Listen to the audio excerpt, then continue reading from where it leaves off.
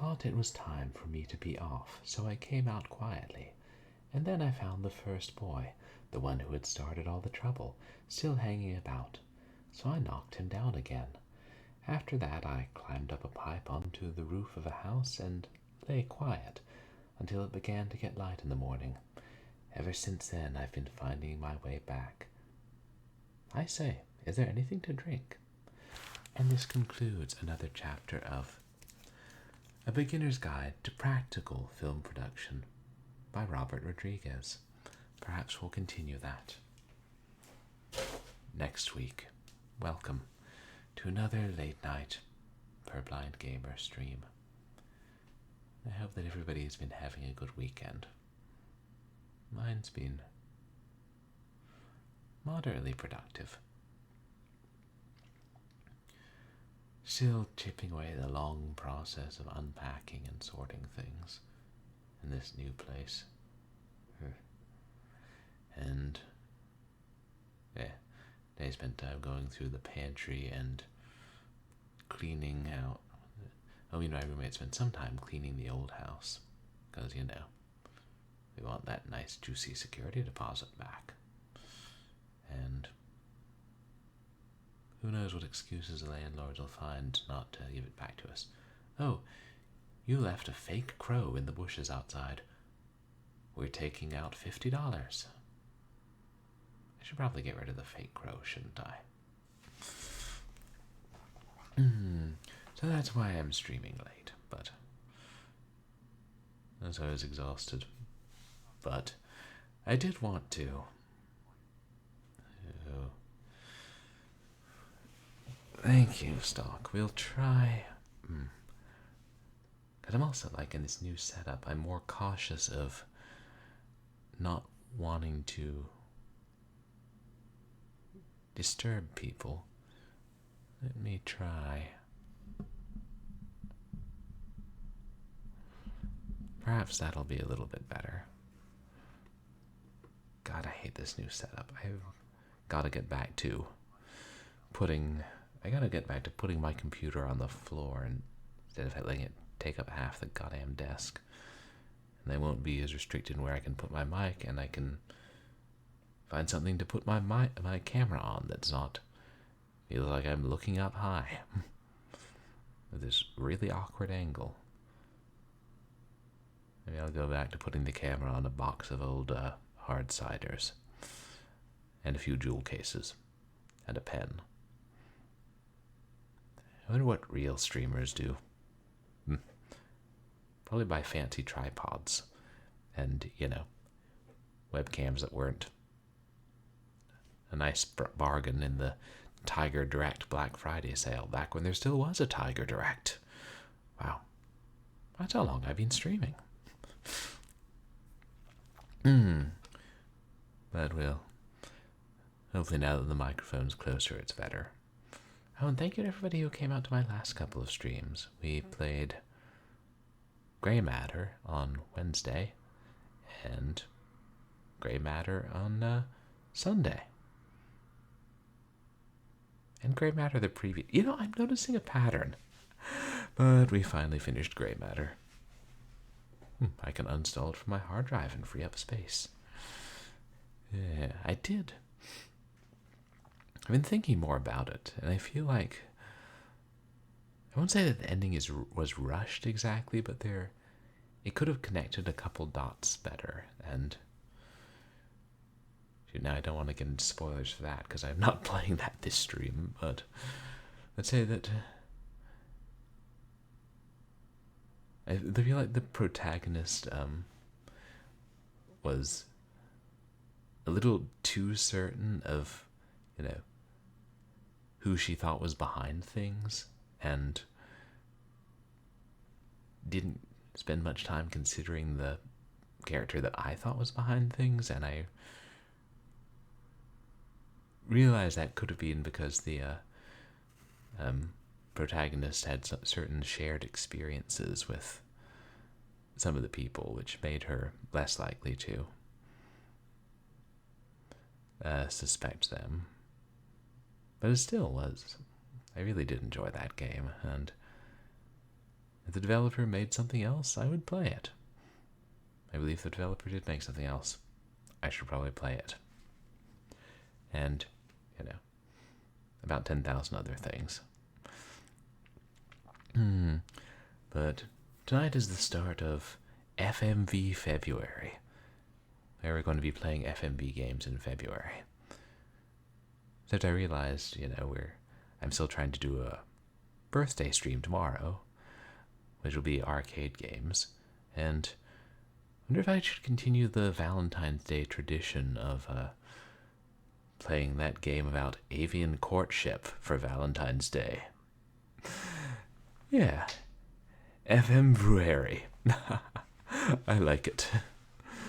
And yeah, I know a couple of the games are going to play, but there aren't as many short horror FMV games, so we'll run out of those after just a few years. This is me planning. This is how I plan things out. Well, obviously, I'm still going to be streaming, when I run out of those in 3 years, and obviously no more will be made, and obviously I'll still be doing Short Horror Saturday every Saturday until I turn 80, and then maybe I'll retire. But there are some pretty good FMV games out there, and I know I've played a couple on stream. Fate by Numbers was really good. I really wish they would expand that into something further. But tonight we're just trying a few that I have found on itch that are free games. And yeah, seeing what those are like. So it'll be a fairly short stream. I'll try and do a longer short horror FMV game next Saturday. And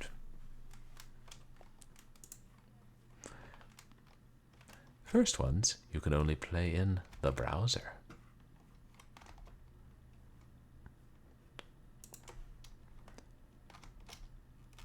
I wonder if there's a way to download and archive HTML5 games, the way you could Flash games sometimes. And these games are by Power Up Pictures, and they are film games, or fames, if you will.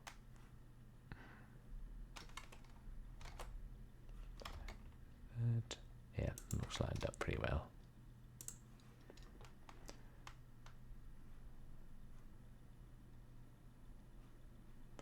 Press any key to begin, but not on your keyboard.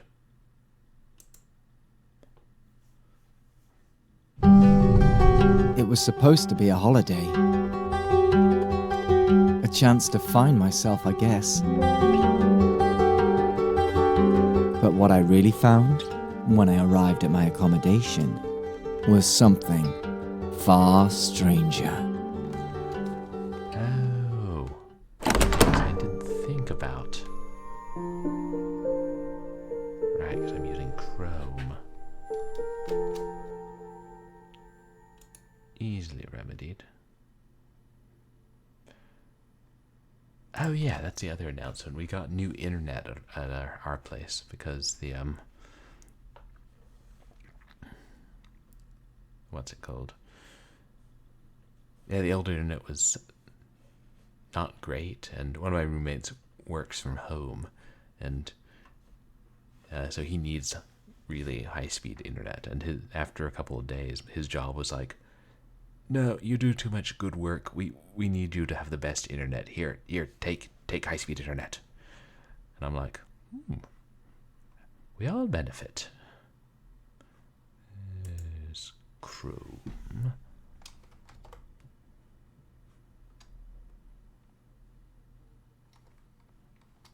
Hey, this should be better. The reviews said there was a puzzle to get in.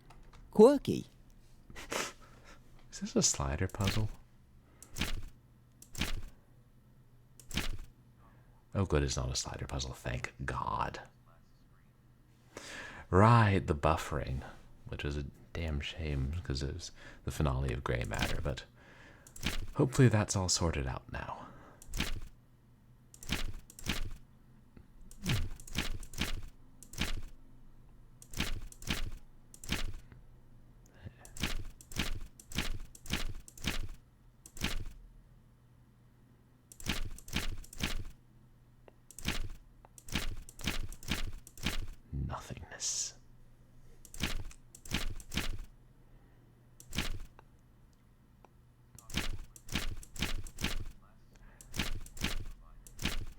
Yeah, last stream was with the old provider or system.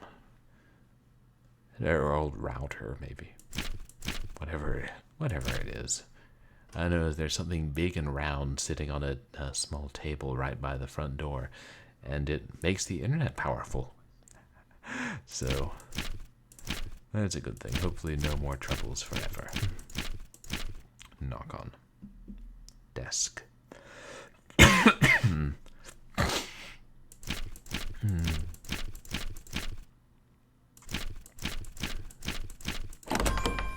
Take a key for coming in. At least I won't lose the key. No, thank God it wasn't a slide puzzle. It was just some weird click-through puzzle. Oof. Yeah. As opposed to a Korean FMV game we played, Runaway, was it called? That had a real slide puzzle.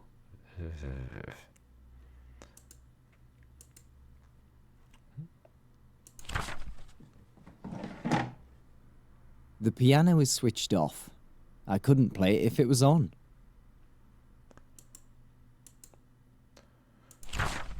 Good. There's going to be some 7th guest level nonsense. World's longest game of Simon. There's pictures on the wall. Colourful, vibrant. I wonder what they could mean. There's also a clock. It reads 7:10. Well, that's definitely wrong. Is it, though? It was wrong outside the house, but what about inside the house? Picture of the moon and the sun on a collision course? Or something? And a maze, and I think that's water. And I don't know what that is. Some pretty cheap paintings. I don't know, I think this is like a trail through the grass leading to... I don't know what that is. A watermelon with fungus growing out of it. Yeah.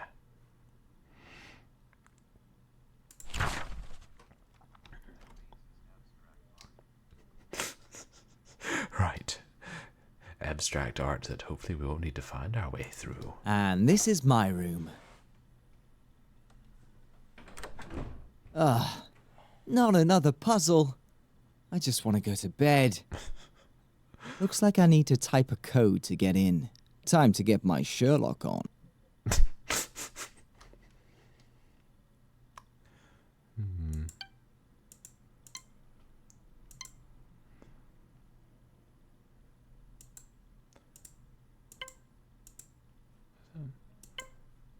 Yeah. I noticed the first thing was lit up here, and I was wondering if it was something that Streamer, streaming, game on stream, correct. streamer, I'm afraid. Oh. Streamer, you must pause my stream, streamer got a raid. Here's a raider leading raiders, welcome raiders.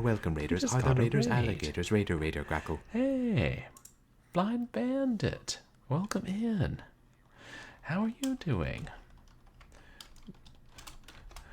You guys, please go check out Blind Bandit,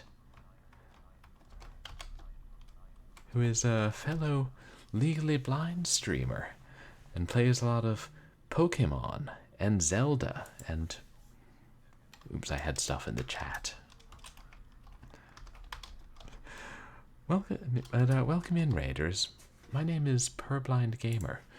I'm a legally blind retro and variety streamer who plays a mixture of action games and adventure games and random things and a lot of horror.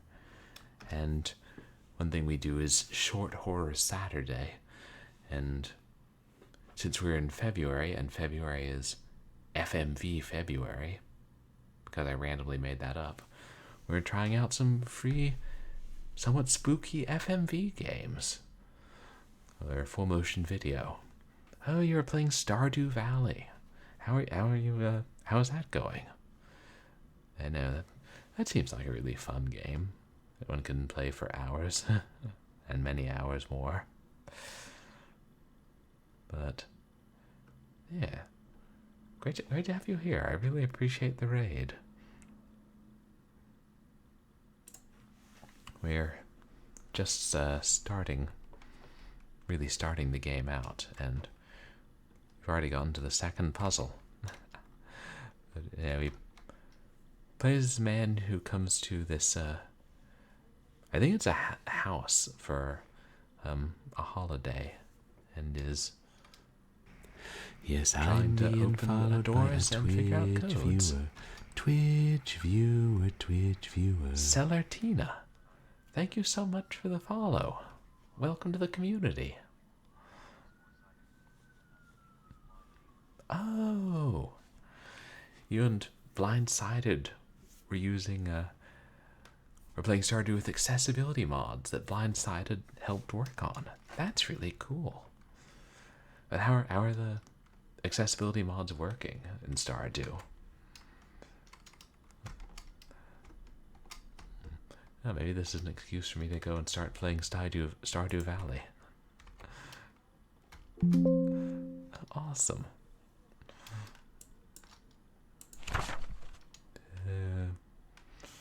Yeah, like what are some of the things those accessibility mods do for you guys? We've just got inside, and there's a code on that door that we need to figure out somehow. Another locked door.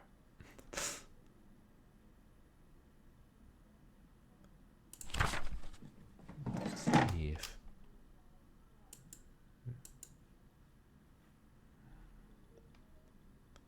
anything written.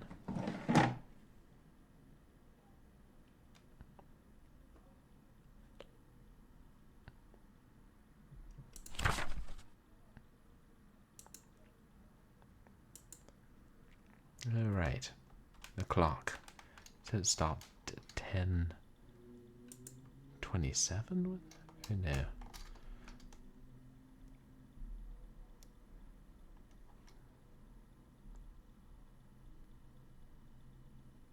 Looks like 7:10.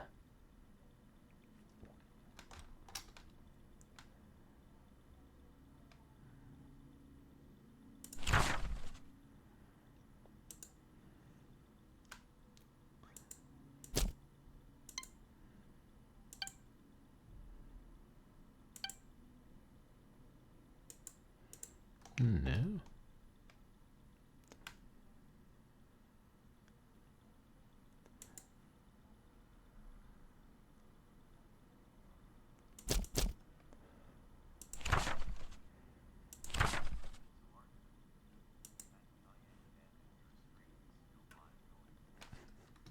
Oh no.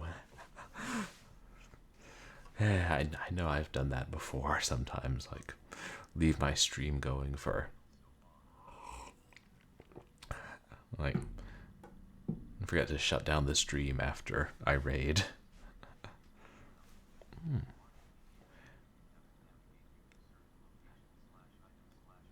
Oh, that's neat. It describes everything, and the CTS can help you navigate and find certain locate items and people. That's really awesome. It's amazing that there's so many accessibility features for games.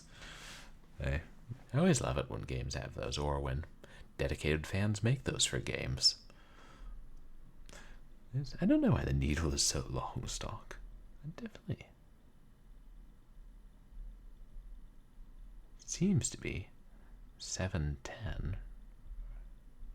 Right. Oh, hint.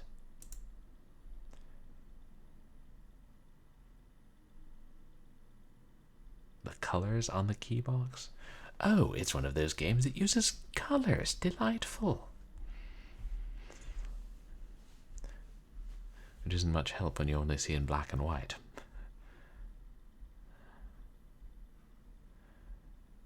Well, that's okay, we can brute force our way through the puzzle.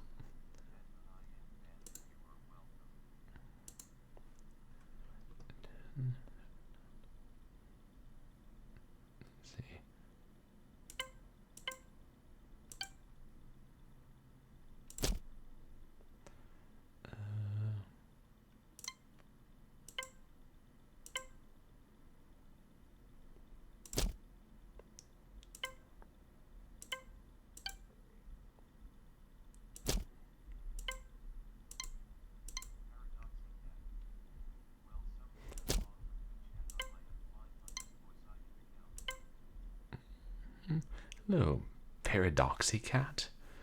You said there's something wrong with the chat? Sorry about that.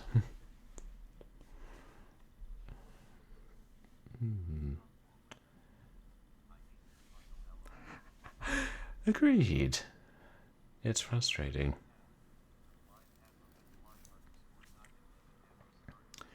Oh, I see. Well, welcome in, Cat.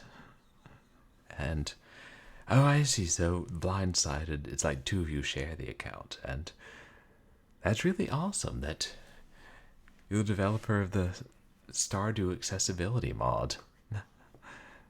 Gotcha. Well, welcome in, and thank you for, putting in all the work to help blind and legally blind players be able to play the game. That's really nice.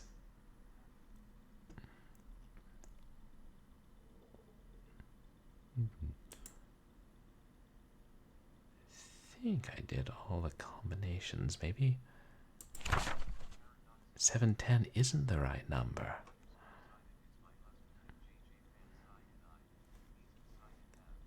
Oh, gotcha.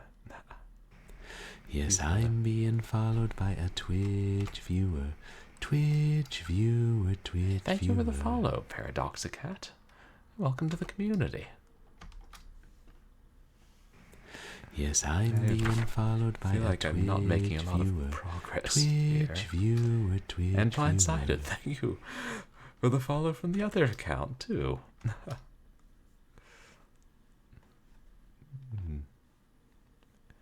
So am I like... This clock does say 7:10, right? I haven't forgotten how to tell time.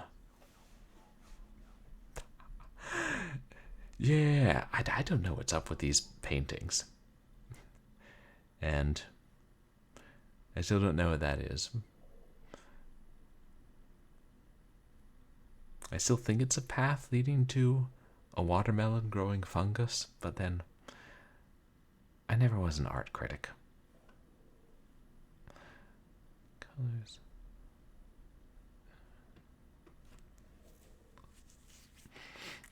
Unless it's supposed to be, I don't know, 278, because those are the 3 digits that the hands are pointing at. I don't know. Adventure game logic.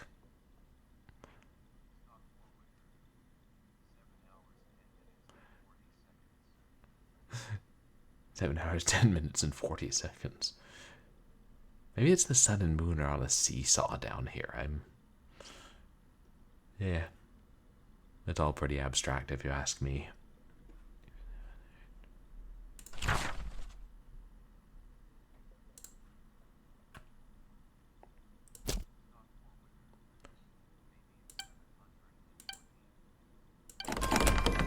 Oh. Elementary, my dear Watson.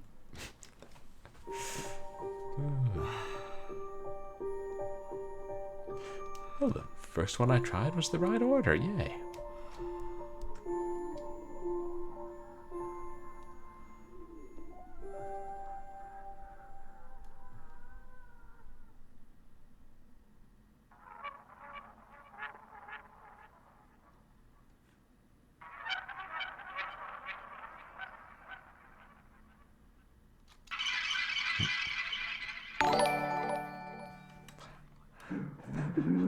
Oh, Dame Karen, thank you so much for the sub.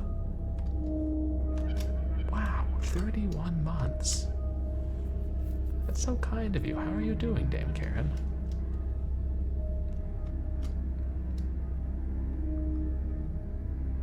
Wow. Everything's changed whilst we slept.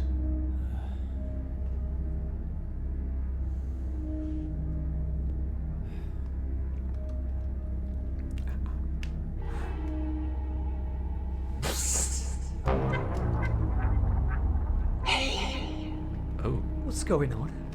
Hey there! Welcome! Who are you? Who do you think I am? Look familiar? No. This is a dream. Well, not quite. But you are asleep. There's a real Army of Darkness vibes from this. What is this place? Somewhere between your world and dreams, where nothing is quite what it seems. It's funny because it rhymes. I need to wake up. Let me out of here! Let me out of here! Let me out of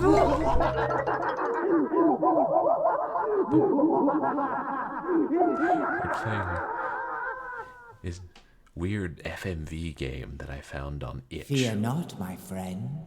There is a way out for both of us. If you wish to be set free behind these doors, you'll find a key. Deliver the keys back to me. It's easy as 1, 2, 3. Oh yeah, I better not Get be it? too loud. 3 doors. Ugh, tough crowd. So, what do you say, friend? I mean, how many options do I have? As Caleb would say in Blood. Oh, wrong door.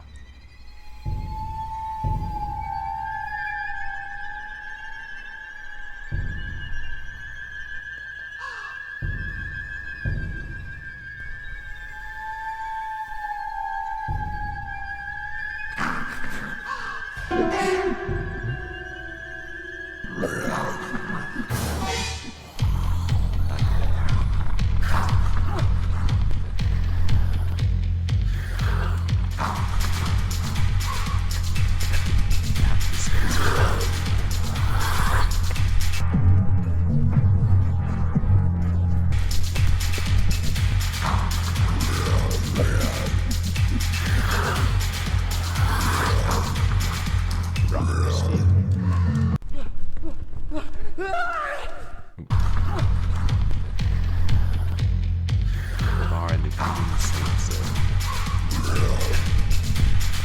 I see.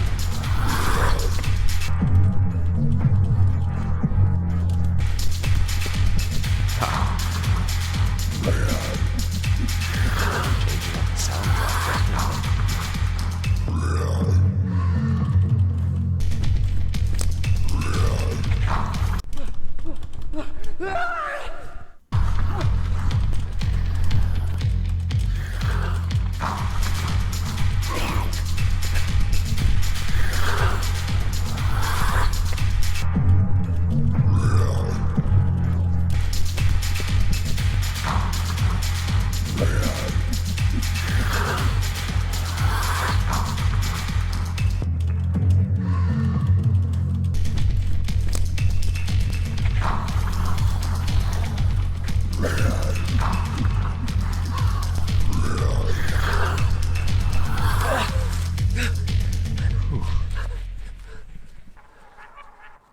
We outran it? If only it were that easy in real dreams.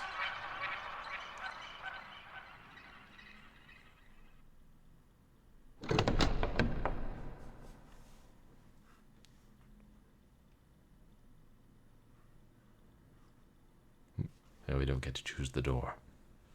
To be fair, there's only one open.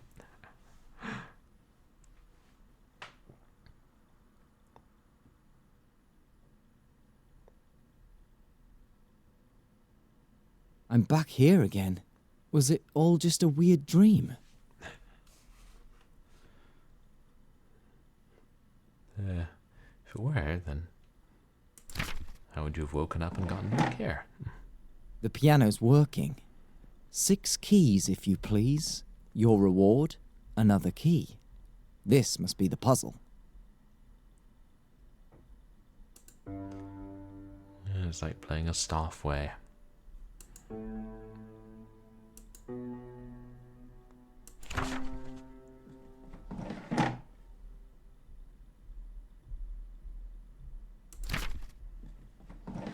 Oh, if you hit the wrong one, it closes, maybe?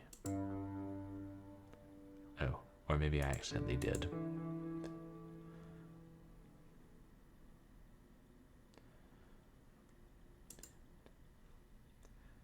Pictures on the wall. represent a note on the piano?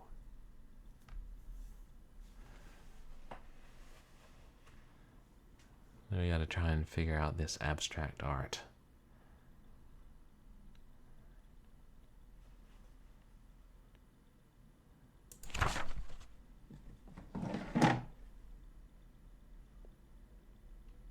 What do you know?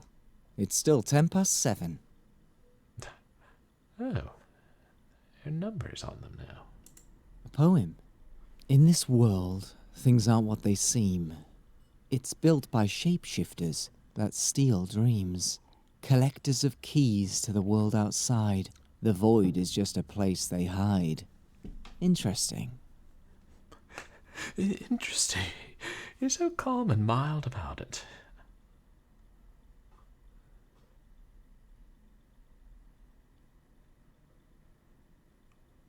One, 6, 4, 2,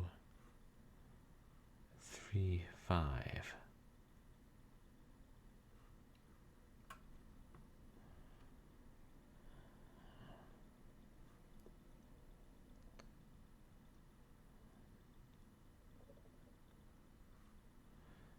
I'm sorry,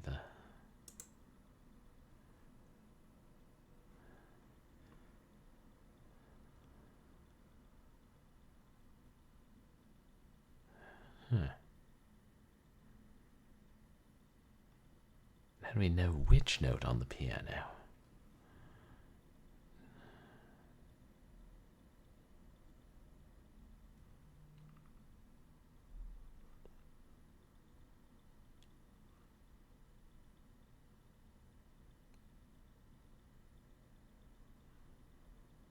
I think if there's some logic here that I'm not grasping.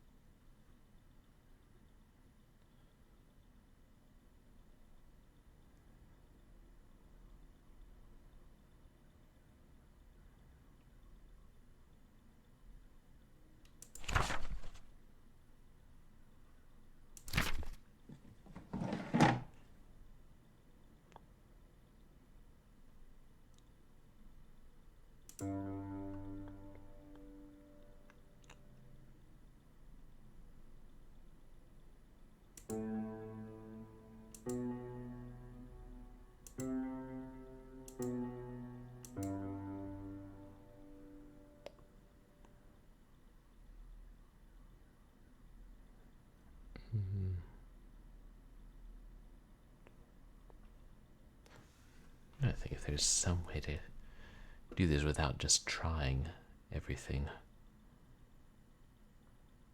every combination.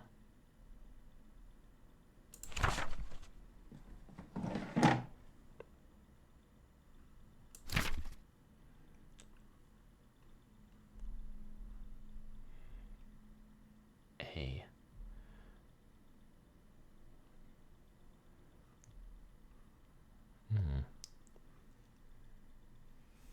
Let's see if there is a letter hidden in these other ones.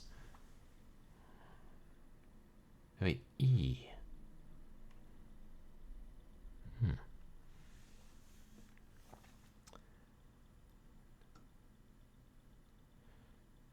Two.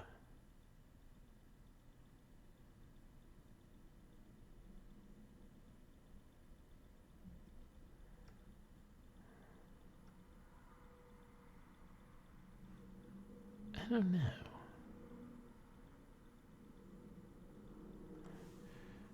Realize I should probably not be scrolling. I could just move, but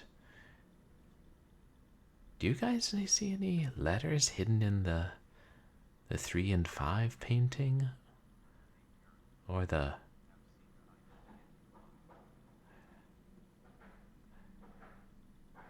ABCECA? Oh, that's a good thought, hound system. C equals Z. Oh, and the clock was just left over from an earlier puzzle, Dame Karen.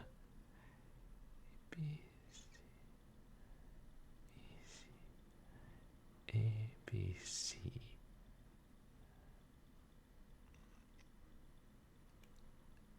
Oh, bee.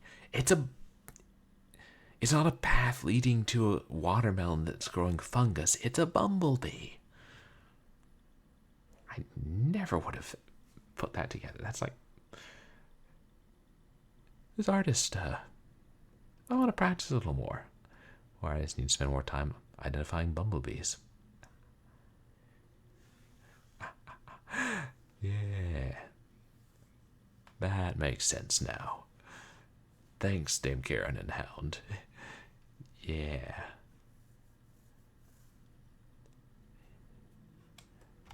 That's right, so. And, yeah. B, C, E, C, A. Yeah, that seems right. Thanks. Yeah. Now the C and the B were the missing parts. Did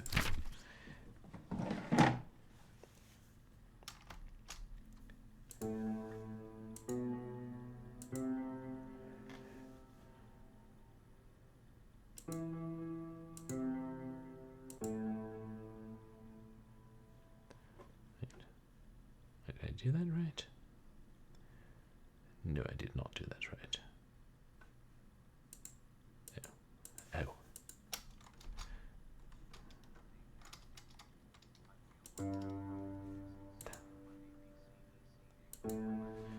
No, I think you're right, but maybe I had already... It already had letters left over from what I'd entered before.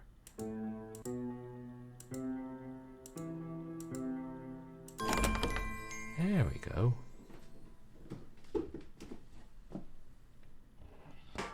Ah, now this door is unlocked. And there's a key.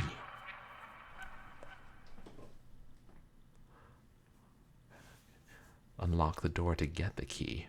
I mean, in most games, it's to get the key to unlock the door, but Void mixes it up a little bit.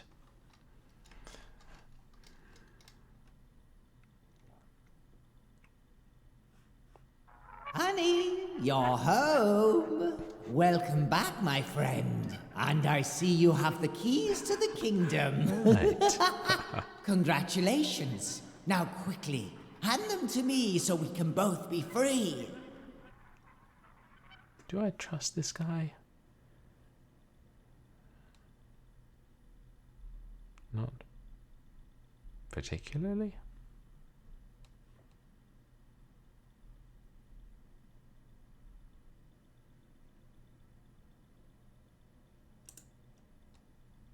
No.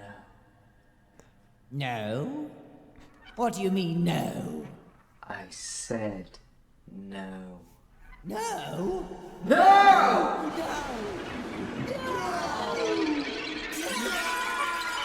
Shapeshifter.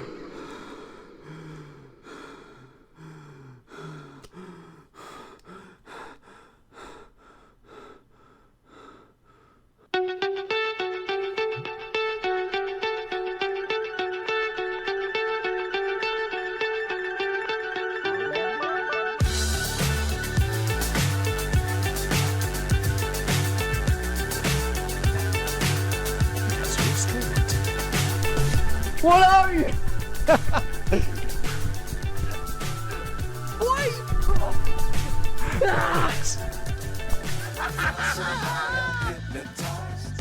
Very 80s. That's good. Go for it. 3, 2, 1. Oh no. Actually. I don't think I can do it. Fun times. See, they look like they're having so much fun. I always thought FMV games would be such fun to make. Let's try another one by the same developer. Static Echoes. Yeah, the fun outtakes. It's just like when we were playing the early Blackwell games and you got to listen to the outtakes after the finishing the game.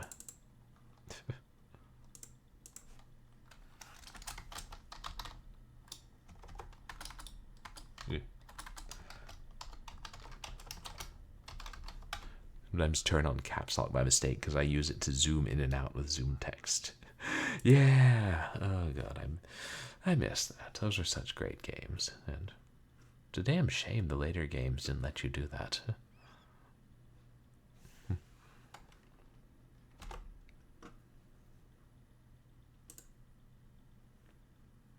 Also in HTML5.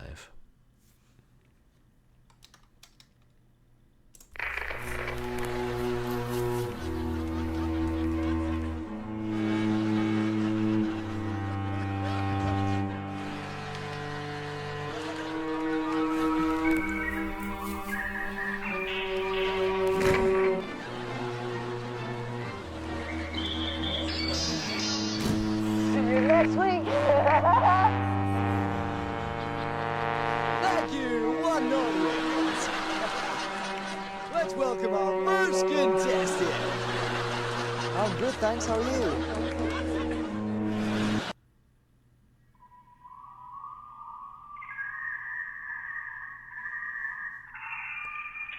I'm not quite sure what's going on.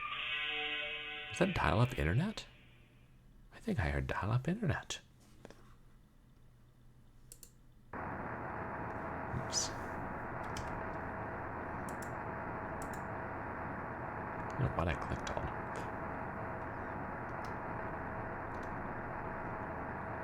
Yeah, a beautiful sound that we know so well.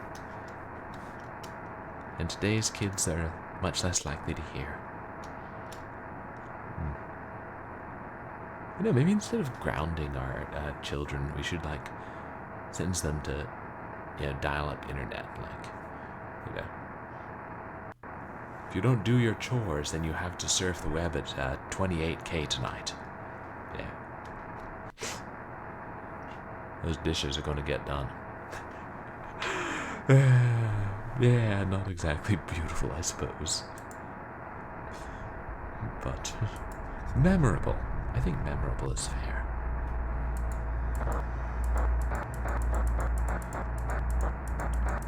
Jeez. Analog tech. What is this? Stories Untold?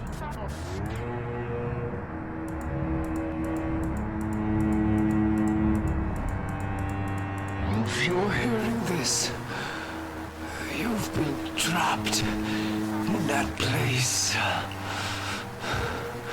But there is a way out. Just be careful who you trust. Follow the colors.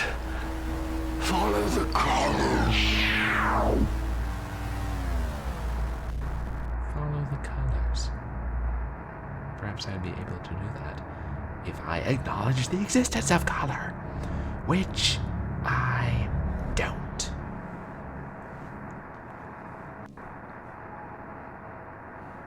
Yeah. Can we, like, just agree as a species that there will be no more colors in video games? You know.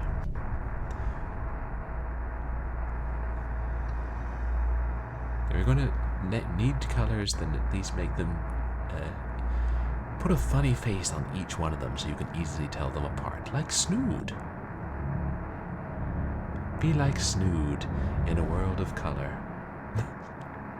Yeah, agreed, Stock. Let's see if we can get a better signal.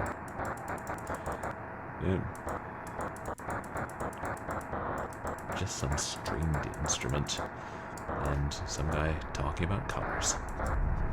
This is why I don't listen to FM radio. Does Lego make a lot of illogical colors? Are Legos color-coded? Is that how you're supposed to put them together?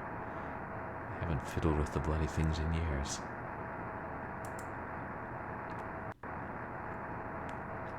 Ooh, it's a PS2 controller.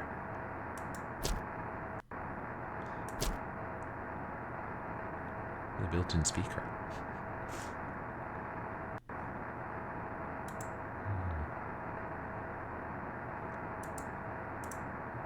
This one, the cursor doesn't change. You can click on something.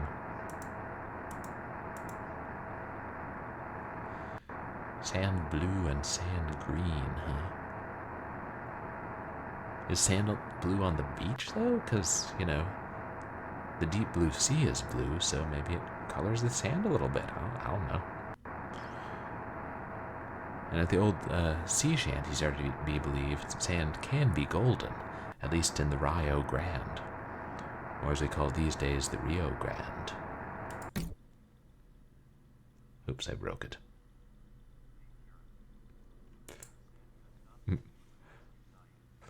Oh, even the ocean doesn't dye the sand. It's up to humanity to make it blue.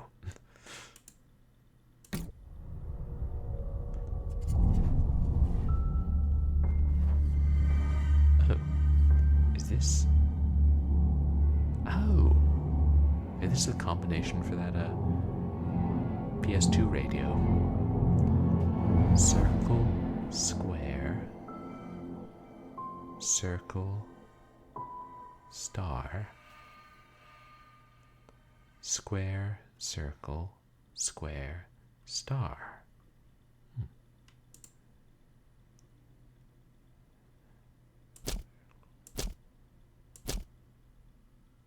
Star, square, circle, square, star. Whatever happened to circle, circle, dot, dot?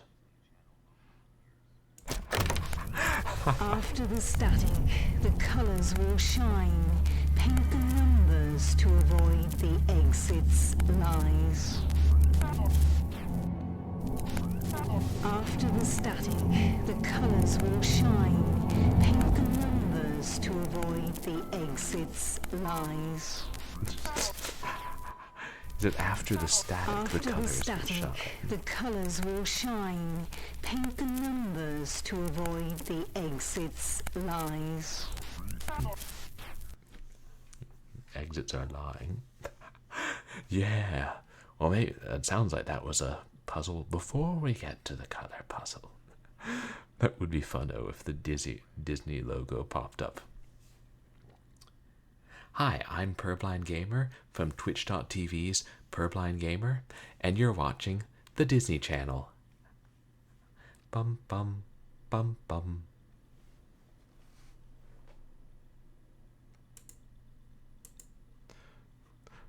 I wonder if Disney hands out sponsorships. I did play their game a couple weeks ago. So now maybe I help sell more copies of Donald Duck Going Quackers. Pity the only way you can get it is use CD-ROMs. Orange. Red 03. Oh, so this is the color of the channel.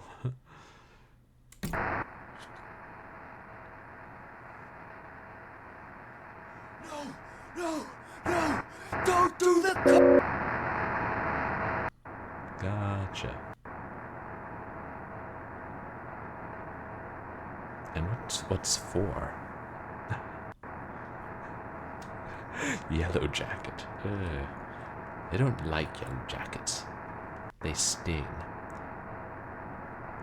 And then they say, "You have destroyed New Order property. Now you must pay with your life." Ooh, this is FMV February. Maybe I should play Revolution X. Or maybe I should play something good. We have lots of options.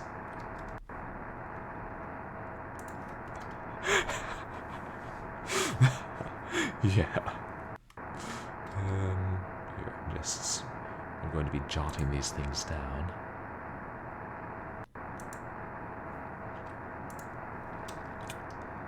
Three red, 4 yellow. Ooh. What's 2?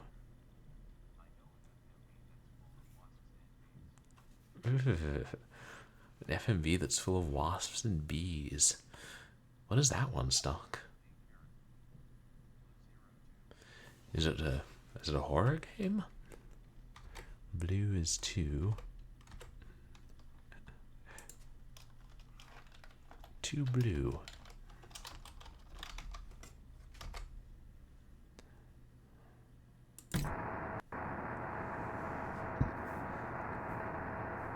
One, I don't know if the static ever ends. Yes, it goes on and on, my friend.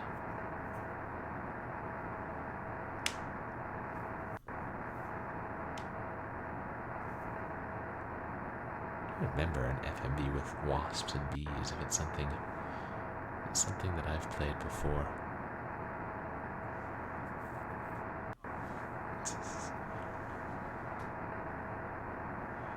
Oh. Interesting. A comedy game where you play as a fumigator. What's it called? One is gray or black.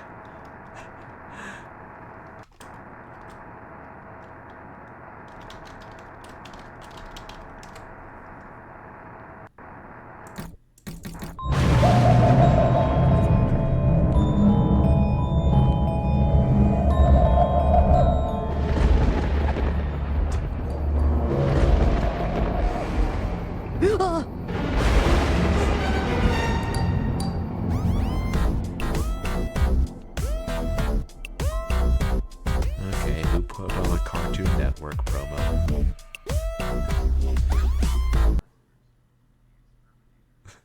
Bug Blasters, the Exterminators. Interesting. Huh. I have to remember to check that out. Spooky and Cute. Or Spute for short.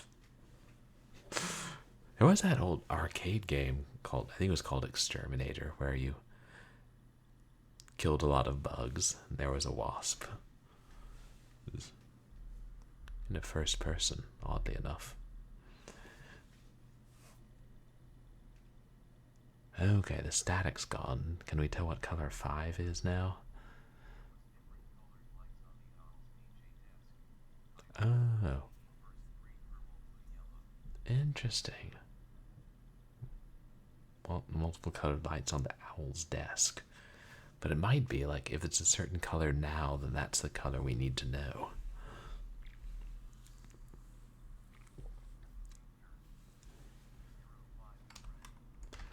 Oh, this is red too.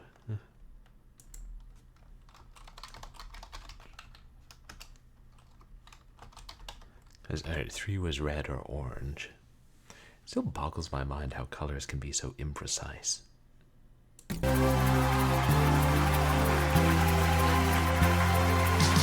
Thank you! Thank you! What an audience! Good evening, everyone! I'm your host, and it's that time of the week again to play your favorite game and mine! It's Red Herring! We'll go for some killers. Oh, wow! Here we go! Let's welcome our first contestant! How's it going, man? I'm good, thanks. How are you? Yeah, who cares? Tell us a bit about yourself. Well, I come from How originally... fascinating. Now, are you ready to win the big prizes? Cereal. To win it all you need to do is bring down the wheel. Oh, yeah.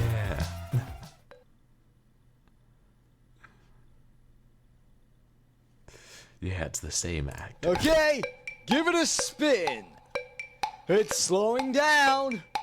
Oh, we've got a winner! How does it feel? Isn't that great? Don't forget your winning code. Thanks for playing. See you next time on Red Herring. 1, 2, 3, 4, 5, 6. What a show.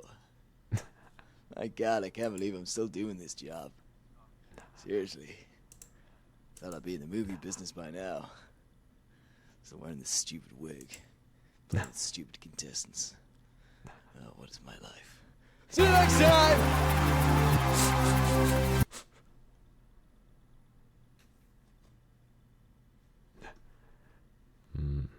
Perhaps we'll win a banana next time. So, what is the color now?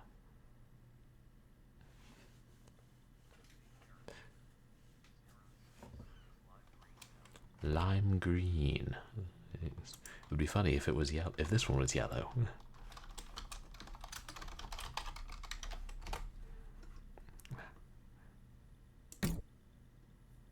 Ah.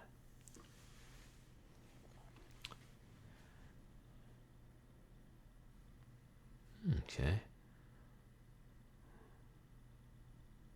So. Oh. They don't change colors.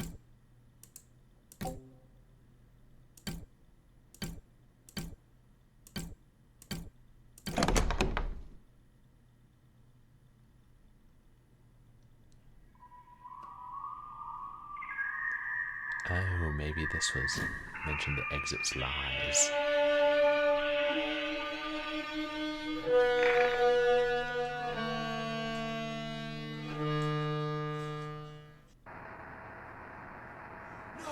No!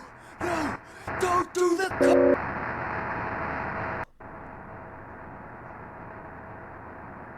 Ah.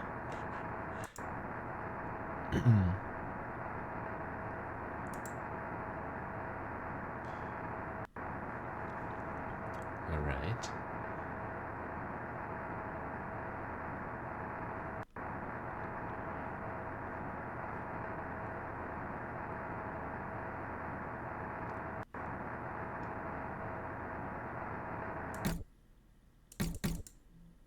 So, wish my chat hasn't faded. So,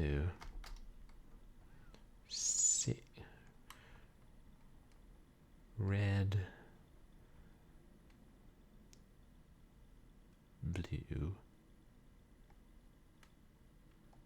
lime,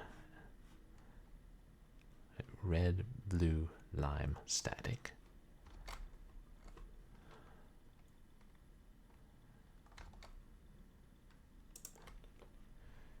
And that's red, blue, lime, static. Alright, you guys can see my cursor. Then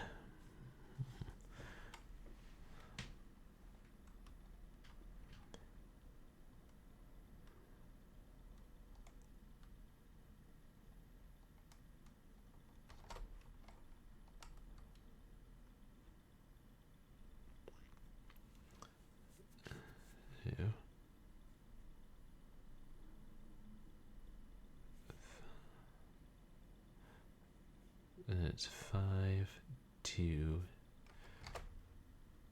5, 2, 6, 1.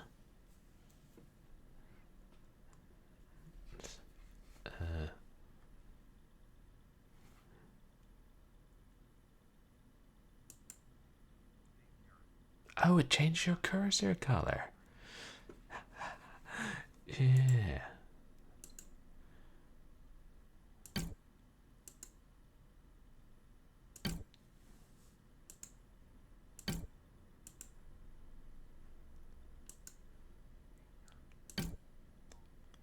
There.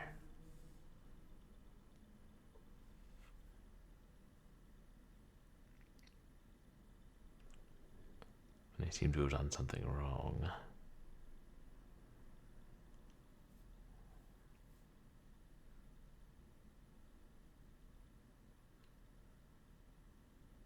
I need to click the other two.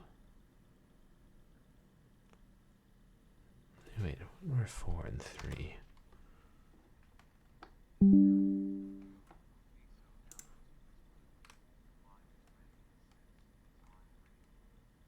Yeah, that's what it's supposed to be. I'm checking my notes. 2 is blue, 5 is red, 6 is green. Oh, 3 was red or orange.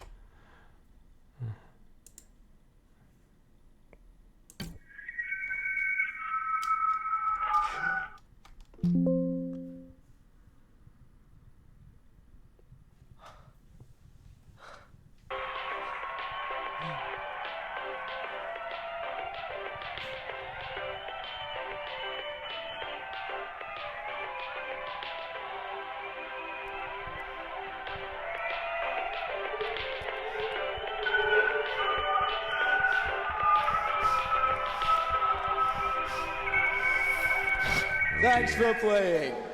See you next time on Red Herring.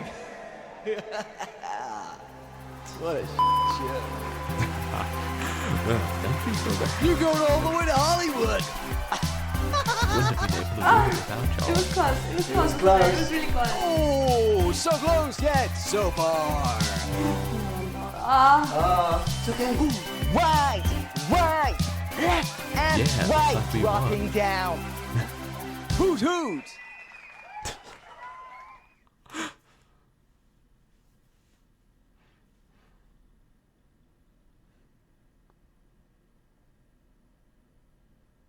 And that seems to be it.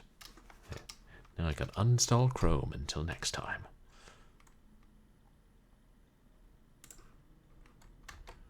But did have a couple of games, more games we were going to try. Traditional downloadable games even.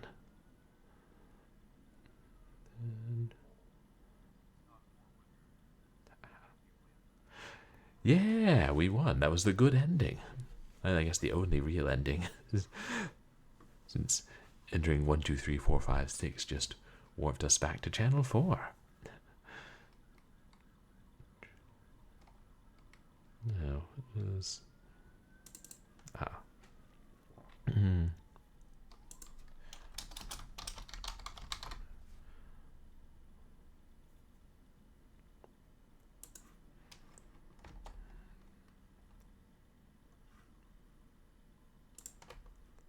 There's another one from Itch in which we try and catch a serial killer. Hey, serial, wasn't that one of the prizes?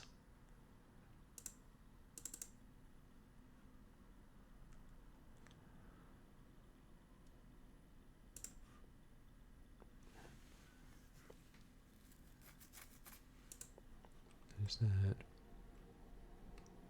Oh, here, we can make that a little bit bigger, can't we?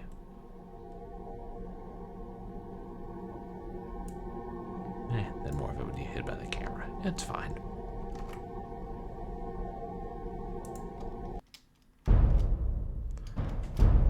On the 3rd of September, a serial killer named Denver kidnapped 3 people. Rumor has it that he keeps them in his $5 million mansion in the Alps. Sources confirmed that a videotape of a kidnapping is stashed in his basement. Unfortunately, the video has been split into multiple parts. Your objective is to place the clips in the right order and render the video. This will help us catch Denver and punish him for the crimes he committed. Agreed, epic music. Be careful. Clicking render 4 times when the video is not in the correct order will trigger a lockdown, and Denver will capture you and quite possibly kill you. Good luck, Agent. Weird assignments one gets. I'm impressed he could trigger his mansion to lock down based on that.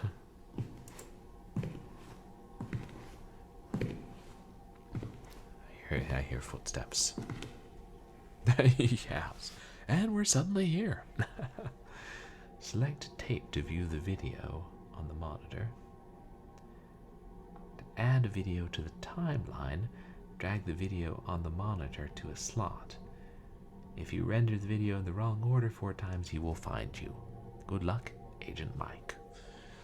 So yeah, it's basically like using iMovie on a Macintosh. Except, you know, someone's gonna kill you if you do it wrong.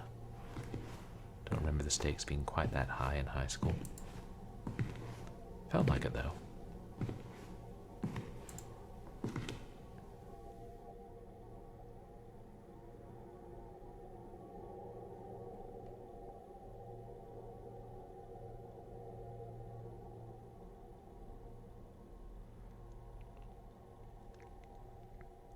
Assume that's Denver.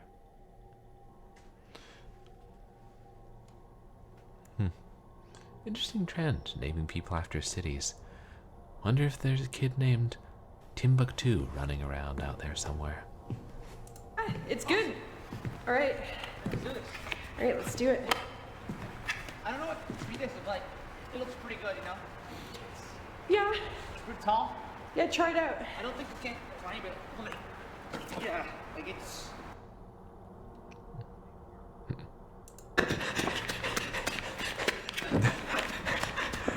He'd be a very old kid.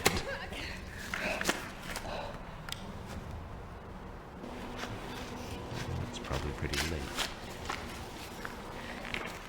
Did Timbuktu change its name when I wasn't looking? Sometimes cities do that. Hell, I believe that They Might Be Giants had a song about that. It was quite popular back when I was an undergrad. And when I was a kid, because it was on some show. Oh, and it shows how much I keep. I'm just like, well, I heard it on a John Langstaff tape when I was a kid, so it must still be current. Things change.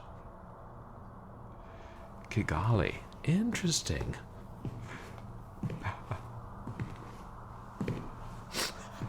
Yeah, there's so much horror set in forests. Nature's scary. You ever read The Wind in the Willows? Don't be out in them forests at night. I feel like there are much more extreme examples of horror in the forest. But I've probably played them on stream. Wendigos. That's a nice thing to find in a forest. Wendigos. Interesting. I wonder when Timbuktu changed its name.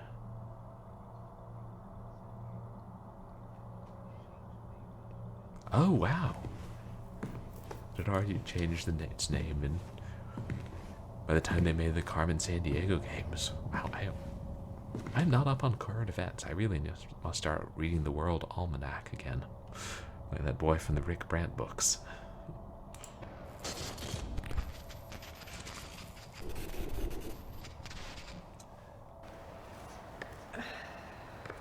Right.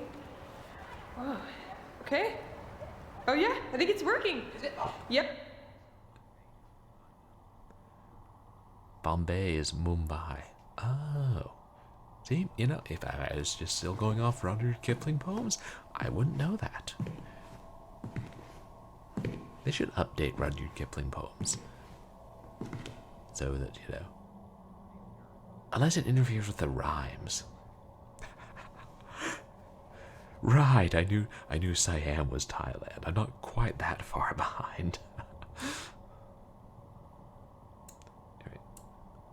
We know that's the first one. I'm sure there are other examples that I don't know about things like that have changed. That guy's doing it. What the fuck is that? It's just What a is that fucking bag? bag. Yeah. Yo, let's go check that fucking thing out.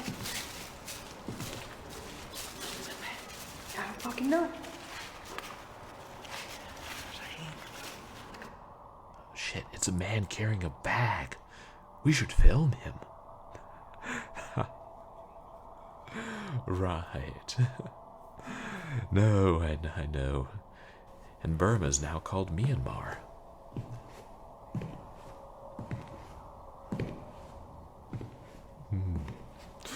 And it's funny because, you know, like if you hear these new names, but then you might have heard the old names, you know, and you wouldn't necessarily know that they're the same place.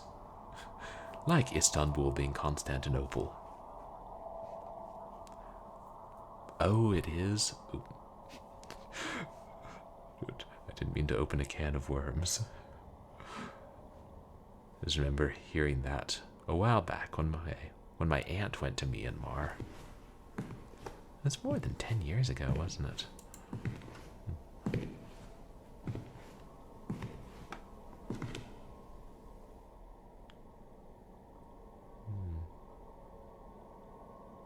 What?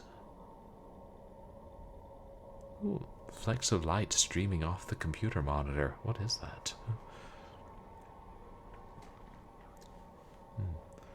Oh, like where you work, there are some people who went over to Burma/Myanmar. It's like slanted. Yeah. You want to try a different tree? Yeah. Yeah. I mean, we have. Oh! Okay. This one's straighter. It's like... Well, you were used to where it got it.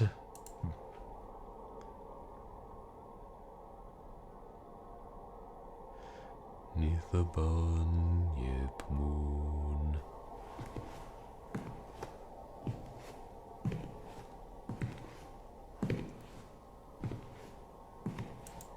Come on, run.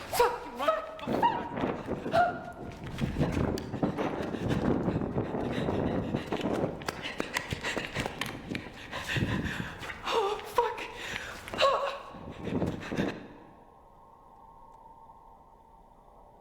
Okay. It's good. All right. Let's do this. Alright, let's do it. A second. I don't know what 3 days look like. It looks pretty good, you know? Oh, Yeah. because we have to put the video clips try in the it out. right order and then render them. Yeah. And if we render incorrectly too many times, we get our throat slit. Or something like that.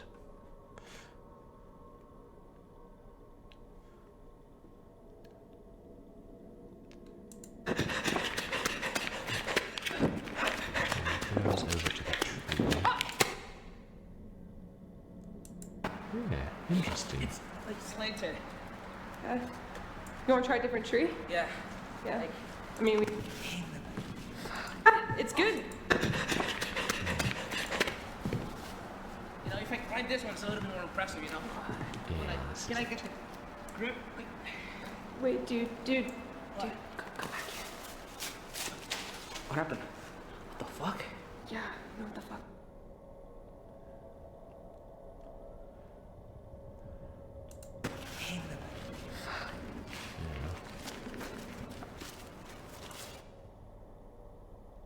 That guy's doing. What the fuck is that? It's The just fuck a is that fucking bag? bag. Yeah. Yo, let's go check that fucking thing out. I don't fucking know.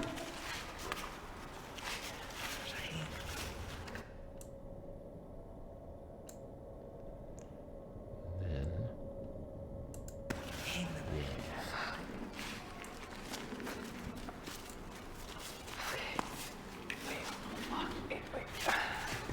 Yo, holy shit, that's a person. Shh. Shh. You see us? You see us? Oh, you see? Oh, he's got a person in the bag, maybe? Or a person's head in the bag? It's good.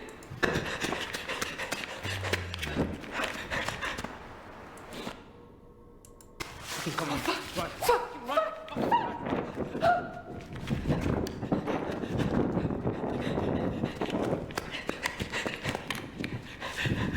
Oh, fuck.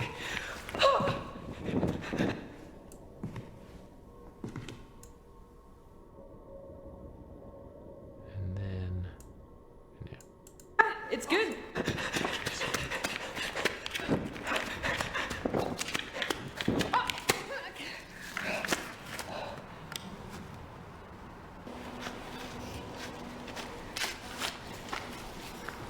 Authorities arrived on scene and arrested the killer. The trial for the murder of 3 people will be held on December 20th, 1998. The murderous motives are unknown. The last victim was admitted to the hospital for critical injuries and trauma. Thanks to you, this will be one more killer put to rest.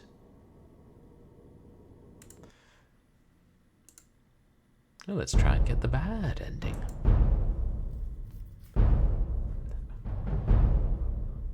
Thanks. Yay. Thanks to us, Denver is no longer on the streets. But are there streets within Denver? Those might be a little harder to clean up.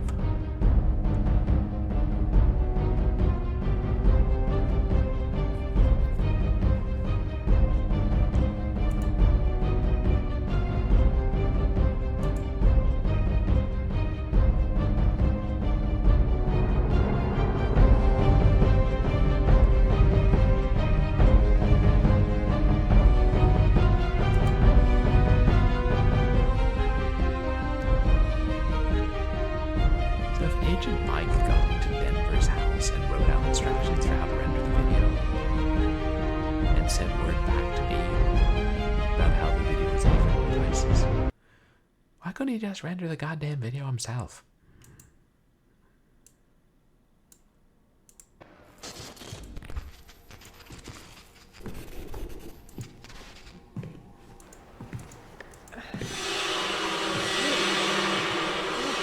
Okay.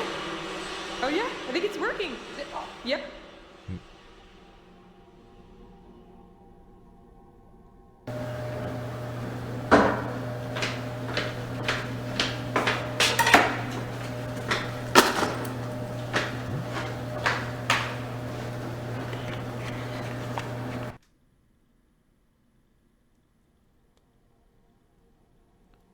I'm sorry, what? He put something in front of the camera and walked it. What?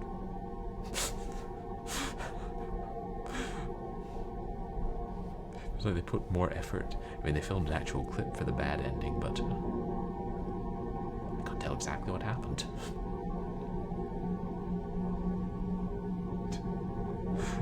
Thanks. I do remember to change the title. And now I have one more short horror FMV for tonight. Yeah, I think several really short ones tonight. There's also some moderate, like medium short ones on Steam. Probably play a couple of those. If not next week, then the week after. And there's a pretty cool, like, FMV rail shooter they released on Steam, but it'll only play in full screen and it'll, like, force your monitor into some obscenely high resolution, so I don't think I can stream it, really.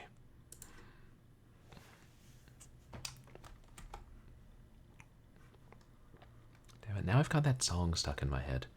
We are going to Timbuktu, would you like to go there too? All the way and back again, you must follow our lead then. You must follow our lead then, you must follow our lead then. All the way and back again, you must follow our lead then. And that's all I can remember. No, Win doesn't for this game. It's called D-Cop. It was just released a few months ago. Like, DxWind doesn't work with some modern games, and there are some games that DxWind straight up doesn't work with, at least that I can't get it to. It was from an old, like, record and tape I had heard as a kid, and I'm 90% sure it was by John Langstaff, who went on to found the band the Christmas Revels. He was a great folk singer. Learned so many songs from him.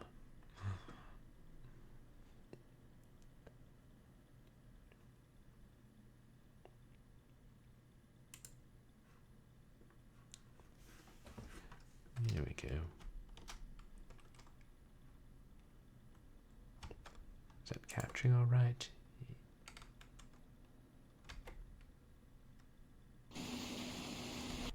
Ooh, let me make that a little bit bigger.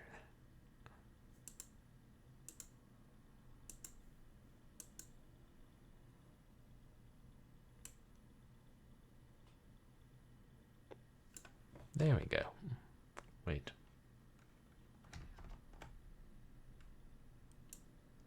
It's capturing twice. Oh. It must have multiple Unity sources. That's a tomorrow sort of problem.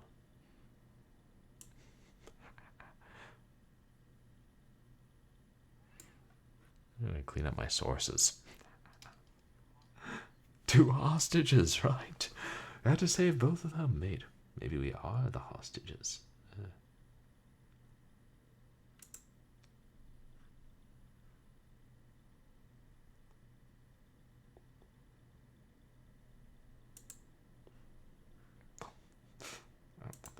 What's this other troublesome little one?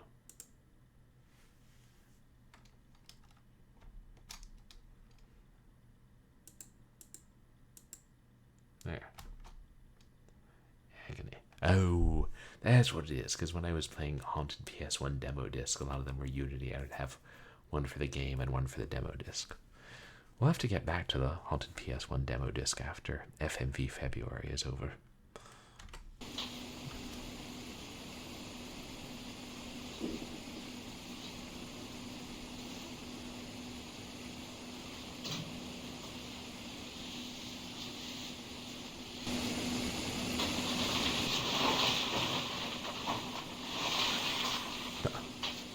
Yeah, a little unsettling.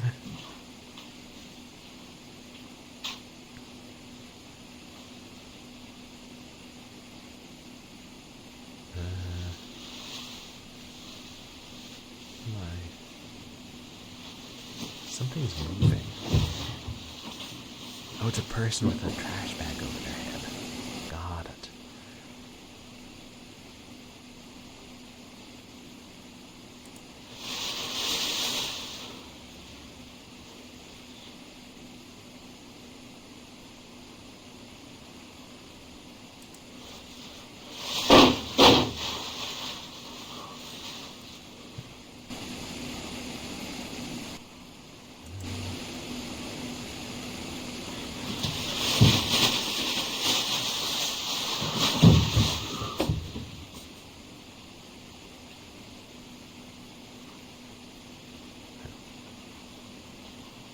Do that to hide in case he comes back.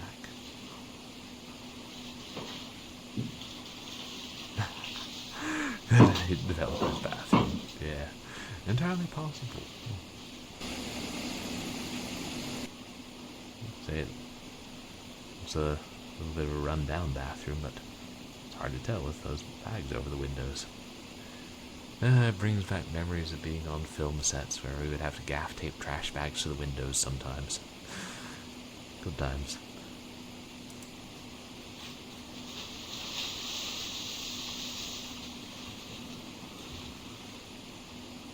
Does he put down what he was carrying?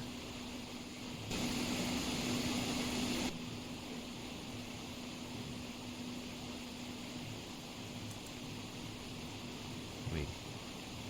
Choke him out or something?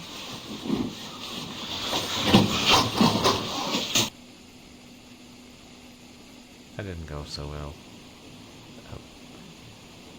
Do we get to try again?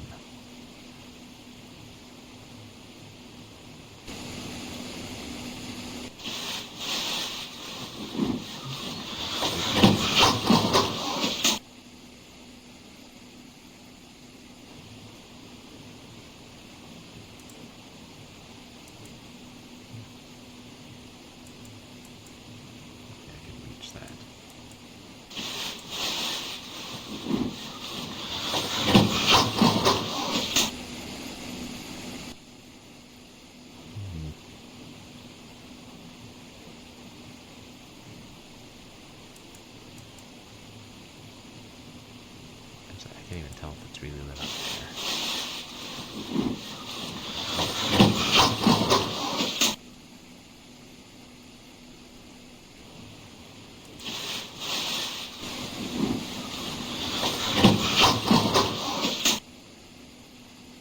We can't attack him at this point.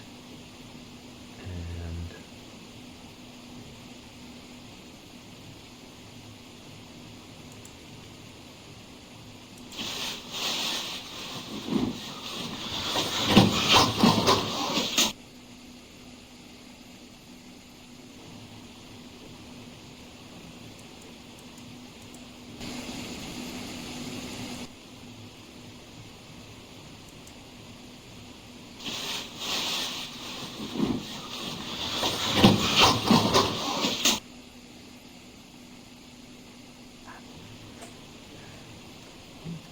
they can't do anything with the hatchet, right?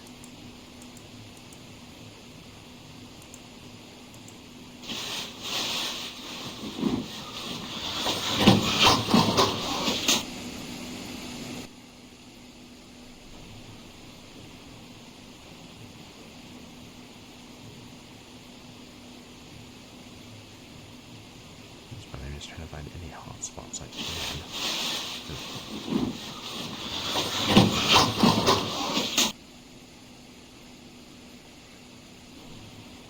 Wonder how many times I've died so far.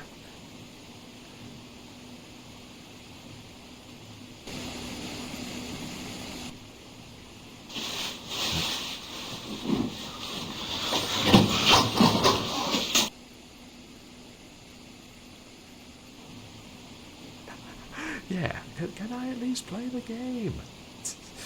Give me a chance here. I'll play. What are we looking at? Parcheesi?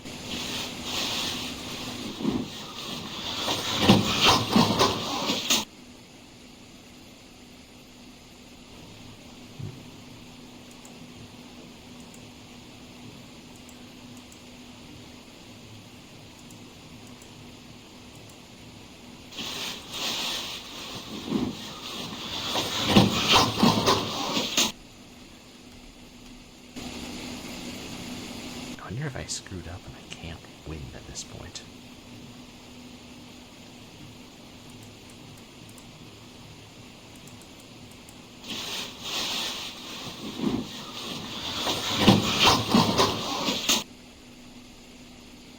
Anything else I can reach for?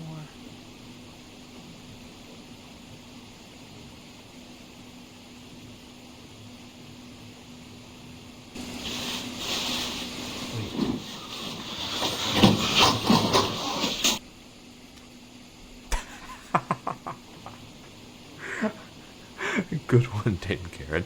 Do Parcheesi, you should try drinking some water.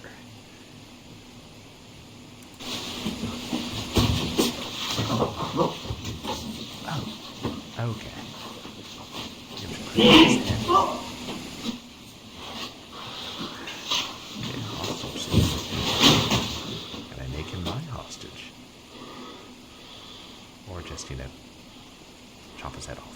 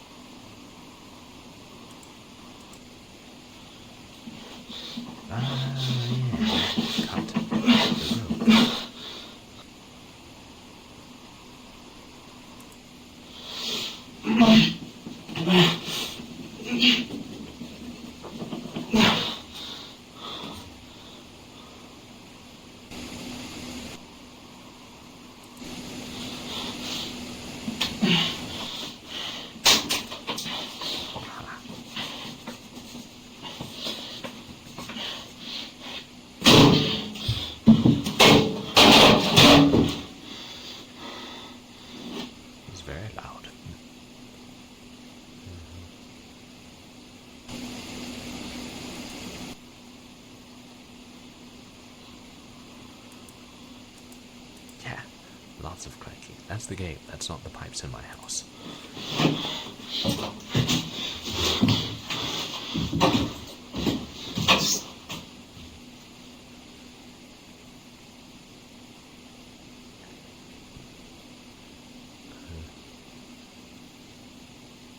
Thanks.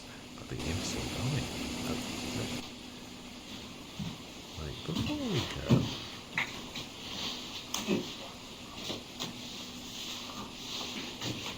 Now maybe we're searching for the key. These hostage takers could do some better lighting.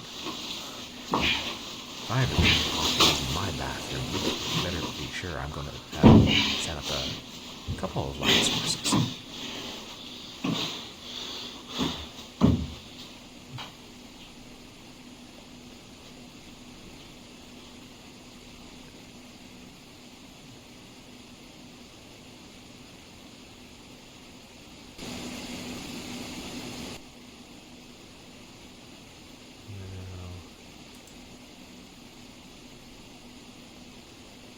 Am I out? Am I free?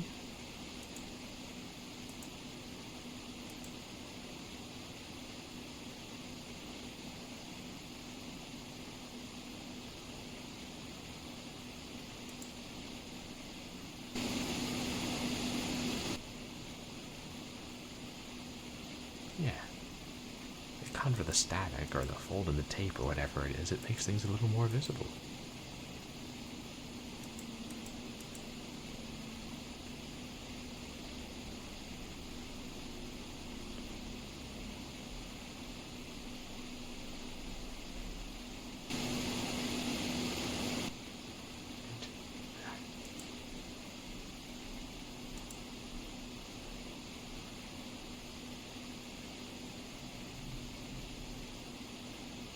suppose I can cycle through them by pressing tab.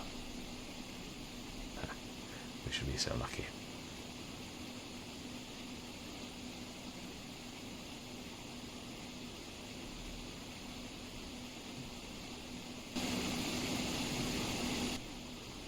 Let me know if you guys see the cursor light up and I miss it. There's gotta be. Wait. Ah.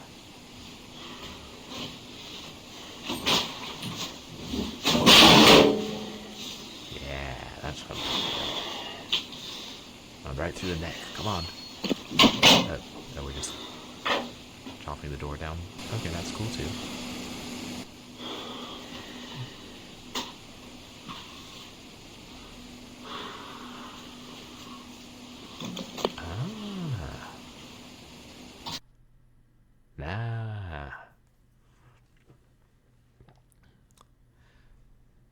And that is how the hostage becomes the hoster.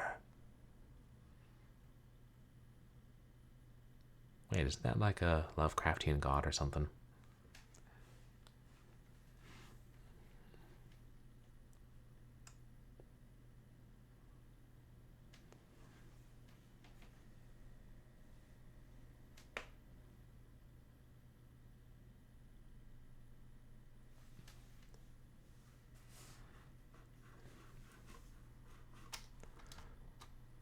And it's like, when's the game going to give me my mouse back?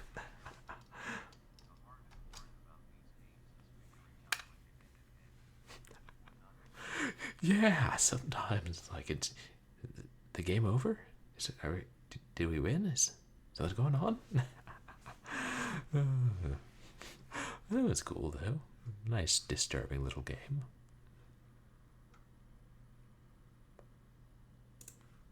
And yeah, but that was all I had planned for tonight. I got through 4 games. And you know, none of them was terrible. I mean, the second one involved colors. But once you got past that.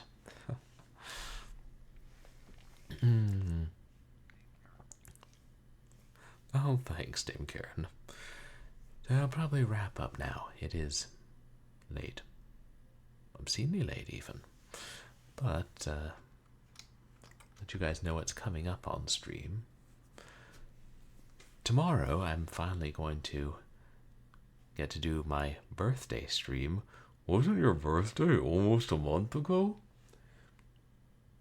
Weren't you going to shut the fuck up almost a month ago, Airplane Lion? Yeah, maybe you should get on that. Yeah. I moved.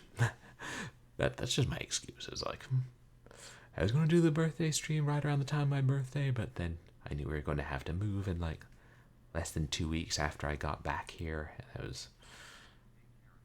that was taking up a lot of time. Airplane Lion's always getting mouthy, and I left him back in Virginia. Who the hell goes around teaching the lions to astral project? Maybe I taught myself. Yeah, well, maybe you should stop teaching yourself things, Airplane Lion. Just stay where your body is. I feel like that's not something you should have to say to people, but then lions aren't people. Generally. Suppose there are such things as shapeshifters and weird lions. But I almost never run into them, at least in Los Angeles. Yeah. Maybe that's another one of those East Coast things, like being able to pay with check and leaving out your mail for the postman to pick up, you know. Checks, mail collection, shape-shifting weird lions. Also snow. But enough about regional differences between the parts of this country. Yeah, you know, that's a good point. Like, a lion is scary enough. You don't need a weird lion. I mean, wolves are pretty scary when you get right down to it, but apparently wolves don't go out of their way to attack people in, you know, the normal course of things. And also, wolves are smaller than lions. Lions are pretty big. A weird mountain lion, maybe, you know, splitting the difference. I mean, there's an area outside Los Angeles called Los Gatos, maybe. It was because it was full of weird lions, apparently, or, you know, originally. I don't know. I ain't studied California history. Apparently, at some point, a bear took over the government and set up his own regime. Then I assume the United States conquered the bear, because the United States likes to conquer things.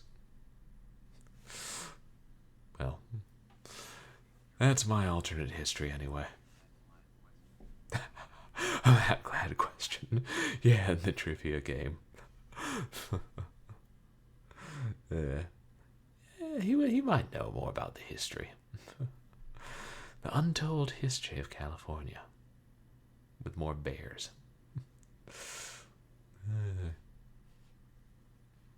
But anyway, so tomorrow I'm going to do my birthday stream, and as is tradition, I'll be playing some random arcade games for that. I gotta decide on them, and then get MAME ROMs that work with whatever the current version of MAME is. Like, seriously, why can't MAME be like nice normal emulators and be like, oh, yeah, we can read the ROM that was dumped 30 years ago because, you know, the code's still the same. Not that I understand much at all about computer files. I mean, I know that you can't open a RAR file with WinZip, but that's about the extent of it. And then, yeah, maybe I should try it since it is FMV Feb, and I don't think I'll ever do a birthday stream in February again. Maybe I should try and play one FMV arcade game, you know, one of those Laserdisc ones. I'm just waiting for somebody to do a emulated version of the original Wild Gunman. That'd be pretty cool. But I'm not holding my breath. And then Wednesday, I'll start a, what's it called? Suburban Mysteries, Labyrinths of the Past, which is a pretty interesting looking, sort of horror-themed FMV hidden object game that I got my hands on. Looper. Oh, that's that science fiction movie from like the late 2000s, isn't it? Is that the one with Bruce Willis? I think there are a couple that I get confused. I think Looper is the one that I got 2 or 3 different times from the library, thinking I would watch it with my roommates, and then we never got around to it. And I'd seen trailers for it. It's supposed to be good. Too many damn movies I haven't seen. I think my roommates and I watched a pretty decent sci-fi movie today. It was like a giant worm in the desert. So I think it was a Tremors ripoff, just with slightly bigger graboids. And everyone was convinced they were going to find, like, I don't know. They were going about spice, so I think they thought that there was paprika and cardamom in the desert. And then there was, like, a witch and some pasty-faced guy who floats. And, oh yeah, and they kept telling each other to drink sweat and spitting at each other. These Tremors ripoffs are weird. Dune, that was the name of it. I will say, it had some, halfway decent visuals.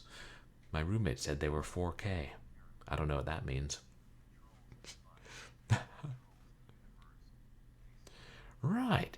He who controls the spice controls the universe. And I think one of my roommates must control the universe, because, we pretty much let him organize the spice cabinet and decide what goes in there and when to throw out duplicates. Like, you can't just have a tin and a jar of ground mustard seed. There's got to be some kind of order in the universe. At least in that corner of the kitchen. Let's not discuss the cabinets that I keep in the kitchen, because they don't have quite so much order. But alas, he who controls the tin sardines does not control the universe. Yeah, well. At least I've got tin sardines, so, I may not control the universe, but who really won? And I think you're thinking, you might be thinking of Ripper Dame Karen. Right. In the cat universe, he who controls the sardines controls the universe. I think Ripper was the FMV game with Christopher Walken, which I've never played. I know I was going to get a boxed copy at one point, but I think they've gotten kind of pricey now. I saw somebody playing that not that long ago, like in the last few months. I wonder if they released that on Steam or GOG. Yeah, I gotta decide which longer FMV adventure I'm playing this month. Oh, Cobra Command, I played it. Okay. Yeah. I know there are some good, really decent number of good FMV horror games. So I'll figure out which ones I have or can get my paws on, and which ones are which ones I can get running in windowed and think would be fun. Right, don't pick troll ones. Yeah, well, especially the newer ones, like some of them. I guess some of them were kind of trolly even back in the day. Hey, let's play Plumbers Don't Wear Ties. Oh, right, Twitch says no softcore pornography. I guess we should also play good things. Yeah, if it's your party, you control if you want to. They had a movie called It's My Party and I'll Die If I Want To, and I think the DVD release had some kind of interactive aspect, like you choose alternate scenes or what order things played in. I don't know, I only have the VHS release because I'm weird like that. We got 4K Blu-rays, but we still haven't gotten 4K VHS. I'm starting to wonder if we ever will at this point. Like, yeah, engineers who design physical media are slacking off. 4K games on cartridges. True, like when we played Hardline, that weird kind of adventure shooter FMV. That was a little bit janky. And wasn't that technically softcore? Shut the fuck up, Airplane Line! I censored that scene. Try not to get banned from Twitch. I do live a little bit dangerously, though, sometimes. Oh, maybe I gave my boss a copy of this X-Files FMV game for Christmas. And right, programming Doom on pregnancy tests. Does it run Doom? It's shocking, the things that run Doom. But I believe I saw the Collection Chamber put out an edition of the X-Files FMV, and I've heard some people say it's a pretty decent FMV, so, and everybody loves the X-Files, so maybe I'll play that one. That's amazing that Doom actually worked on the pregnancy test. Wow. The technology we're surrounded with these days.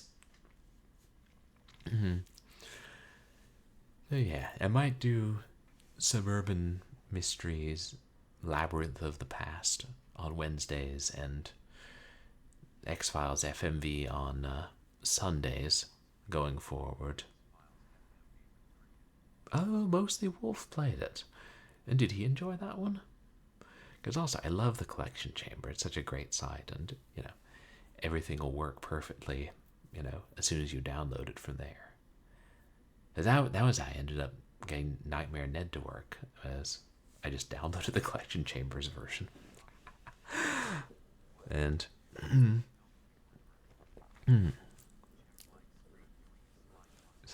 Mike. Oh, Ripper has a slide puzzle. And I thought I remembered that Ripper was one of the more difficult ones. There were quite a few they made. It's kind of a shame but I guess they are making more good ones now. Oh, his Retro Island Gaming had to suffer through slide puzzles.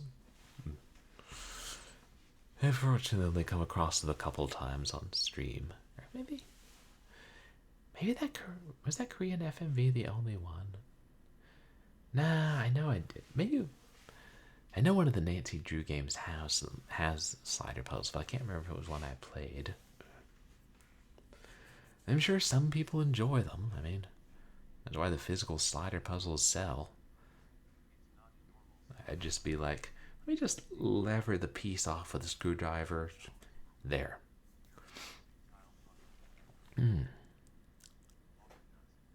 Echo the Dolphin had a slider puzzle. Jeez, I never got that far in the game. And now I don't fucking want to. Never got that far in Tides of Time either. But how are you doing, Auburn Dusk?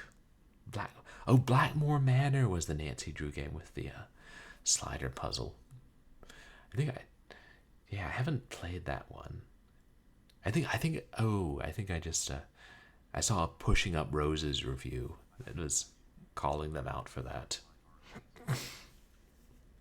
And how are you tonight, Auburn Dusk? I agree, Stock. Some of the action FMV games are really fun.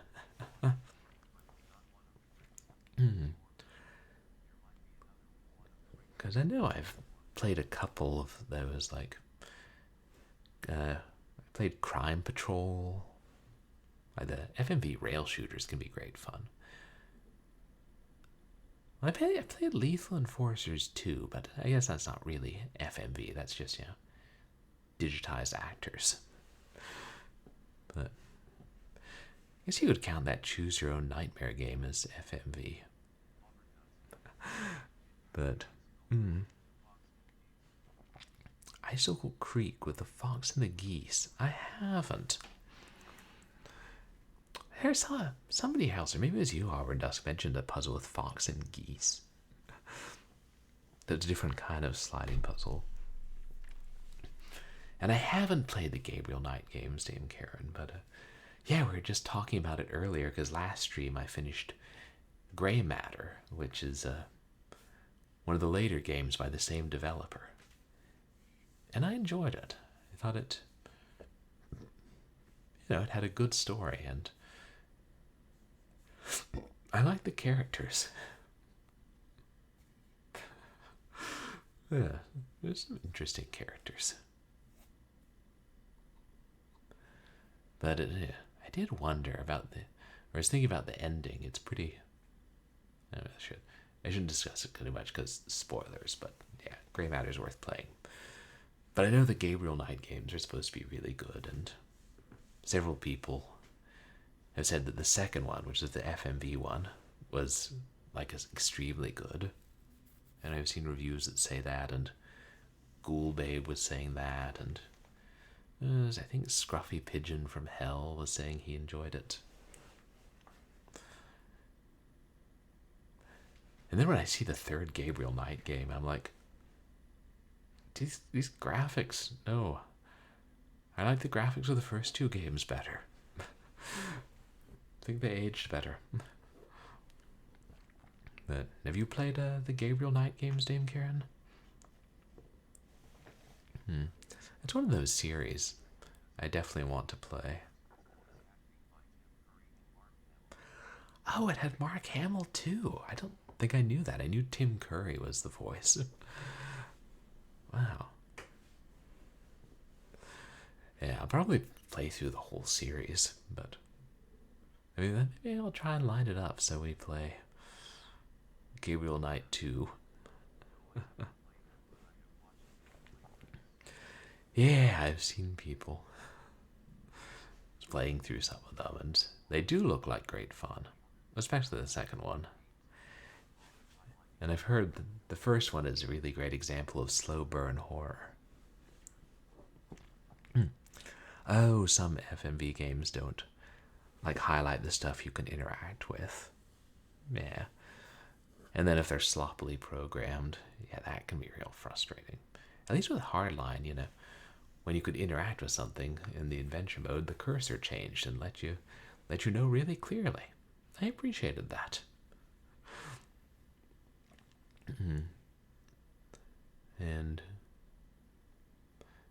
I know people have different definitions of FMV. Like, I was thinking whether, I know some people say Revolution X is FMV, but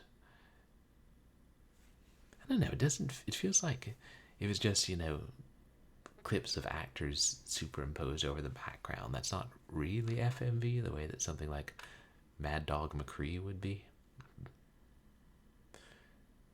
I don't know, maybe there's no universally agreed on definition.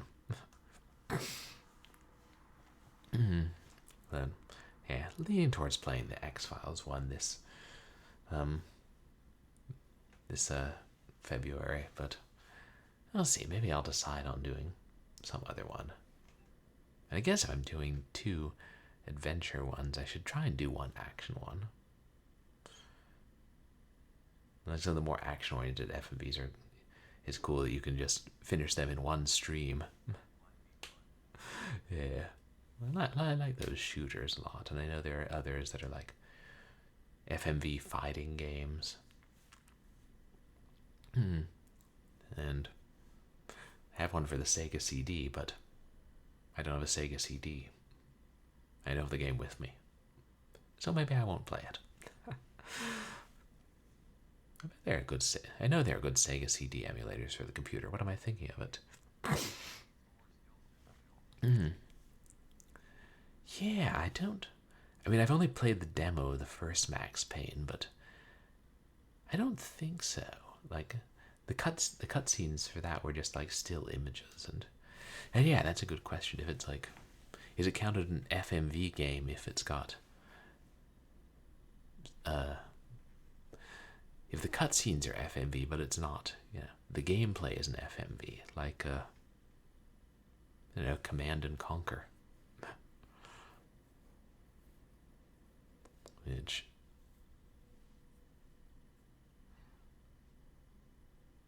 I don't know. Well, I guess I can just use the definition to suit me, and so then if I decide I want to play a game that doesn't have FMV cutscenes, but or has FMV cutscenes but doesn't have FMV gameplay, then I can just do that. Interesting. Tim Curry was in Max Payne. Was he the voice of Max Payne?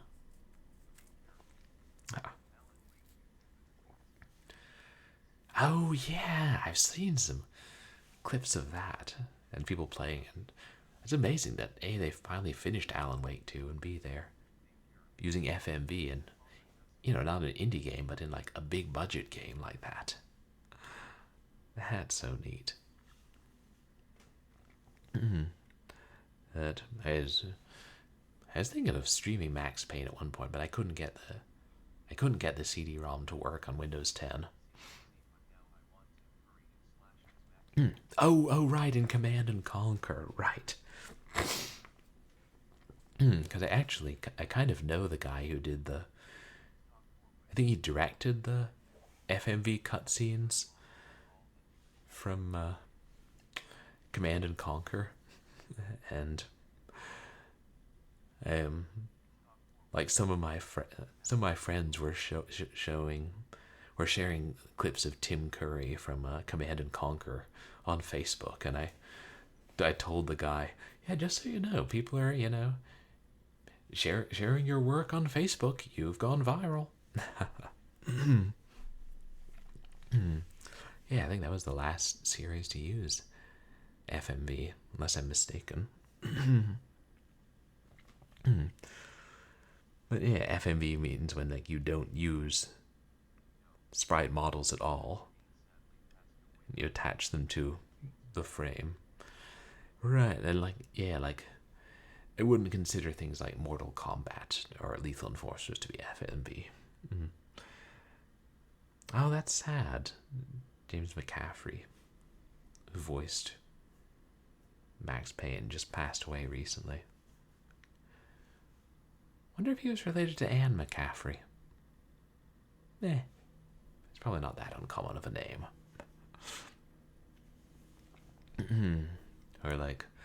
or something like Killing Time. I would consider that FMV because it has, actual FMV scenes that play within the game. And it's also quite a good game. And I'm not just saying that because the antagonist is quite attractive. But that obviously doesn't hurt. It was...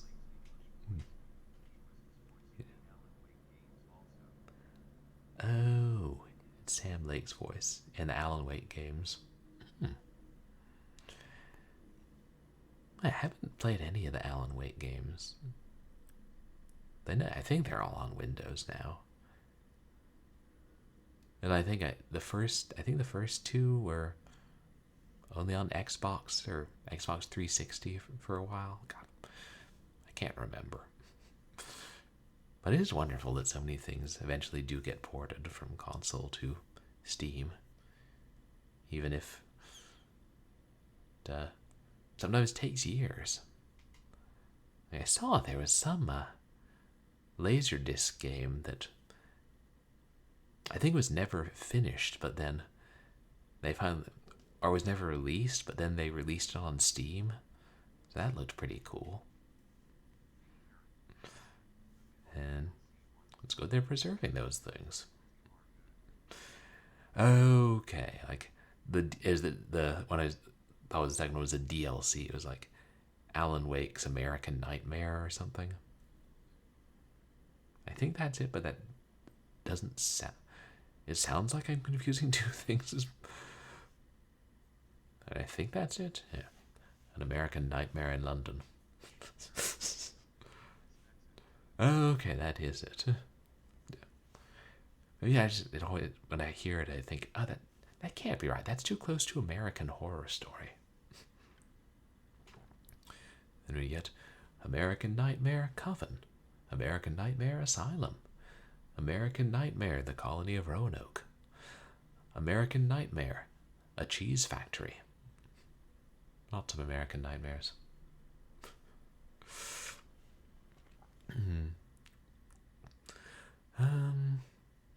Let's see, what time is it? Oh wow, it's quite late. It was like I was feeling tired earlier, and then streaming perked me up a bit, I guess. One day I'll get on a good sleep schedule. I've been saying that for years. Oh, the graphics really weren't good in the DLC. Yeah, well, maybe that's because they didn't have a nice big disc to store all the graphics on, and that's why we should release games on Steam, on a disc. Nightmare, American Cheese Factory, the Cannoli Curse. Canola Curse, like canola oil. I'm like, they're stuffing the cannolis with cheese, delicious, but canola. Can you even make cheese with canola oil? Shows you how much I know about making cheese. I mean, I assume you make a cheesecloth, and that milk is involved at some point. Yeah. I know more about eating cheese than making cheese, I think it's safe to say. I know somebody. Who was it? Maybe it was Haggard Hessian would have when he would take a break, he would play a BRB video that shows how cheese is made. Oh, it's like Kraft Singles American cheese made with canola oil. Is that even really cheese?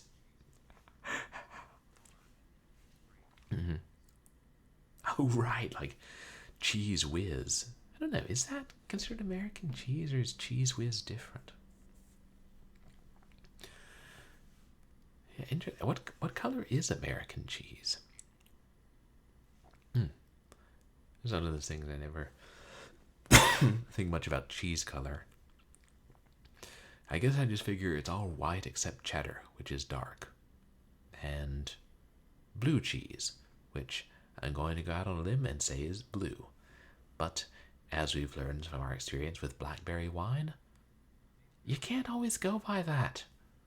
Names can be deceiving. Oh, you guys don't spray cheese out of cans. Well, you should try it. It's actually quite tasty. I can't say that it's good for you, and I can't say that it's good for the ozone layer, but you know, it's pretty nice on a cracker.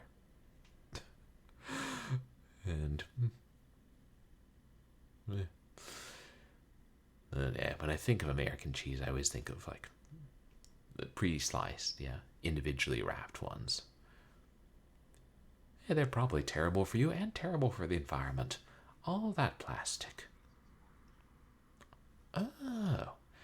So moose cheese is yellow, but American cheese is orange. Like Cheetos. God, I wonder what they put in it. Do I want to Google this? Why is American cheese orange? Not particularly, but at the same time, it's like, I don't eat American cheese that often. I mean, it's like the one I never go for.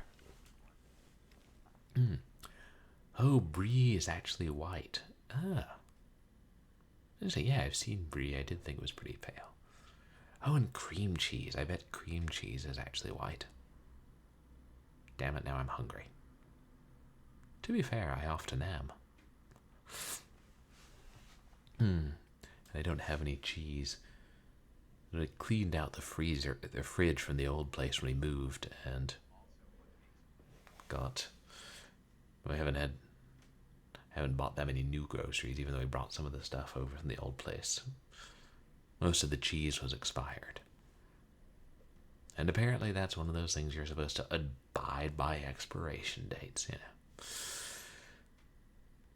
Well, I try not to, be too much of a stickler for expiration dates, but even I can admit that when you come across 5-year-old cheese, it's probably not worth, let's taste it and see if it's good.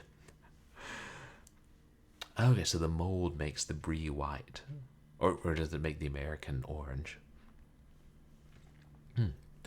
The mold makes the blue cheese blue. If there are other colors of mold that can be used to make cheese, I feel like people have already experimented with that. Right, expired dairy is dangerous.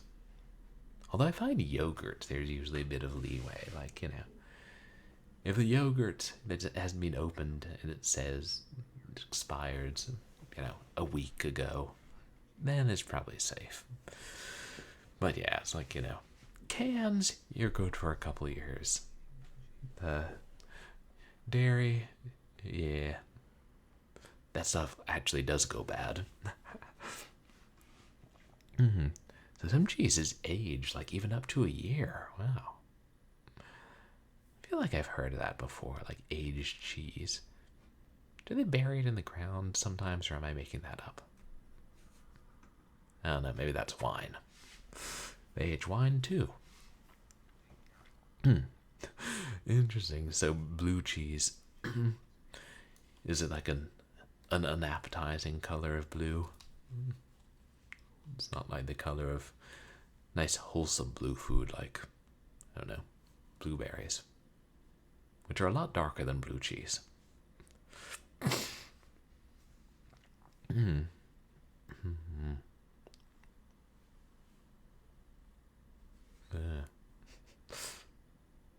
Interesting. It's fascinating that there are some types of mold that we can, eat and be like, oh yeah, this stuff's delicious. I'll have more of this mold-infused milk on my salad. And then other types of mold, it's like people see and they're like, get it away. It's so fuzzy.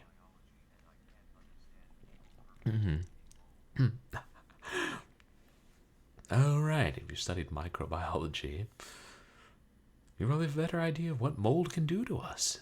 and like why mold is not good for humans. But boy, if you think blue cheese is wild, wait till you hear about penicillin, Dame Karen. People just gobble that down. Oh, it looks veiny. I guess I haven't looked that closely at blue cheese. But as I feel like I have more experience with blue cheese dressing than blue cheese. Yeah, I'm sure you've heard stories. Yeah. You know, random mold spores floating through the air land in the experiment, contaminate it. The scientist looks at it and says, "Hey, my experiment's contaminated. I should so eat this." I feel there might have been a couple of intermediate steps in there. But I wasn't present at the time. I have spent surprisingly little of my time present in microbiology labs. Oh, things got pretty messy early in microbiology.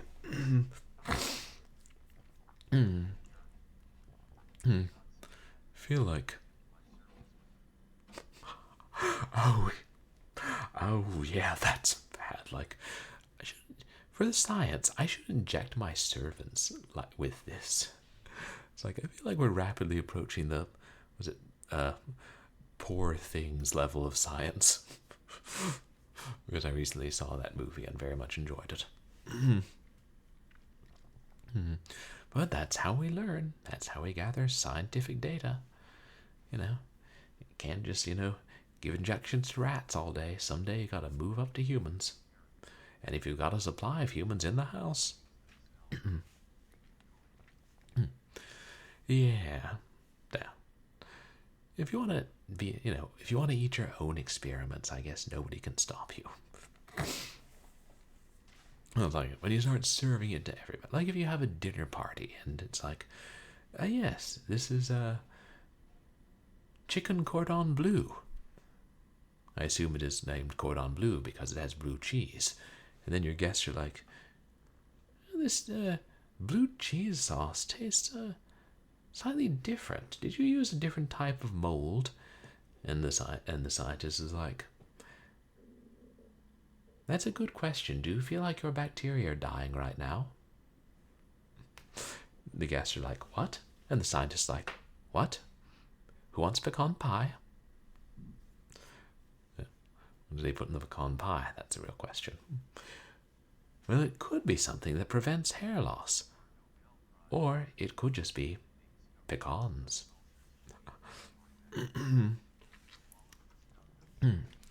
Oh.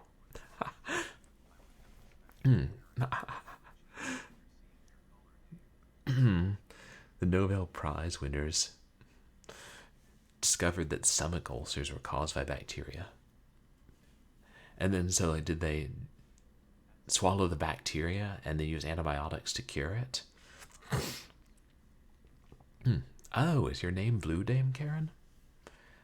I forgot, you can choose your colored name.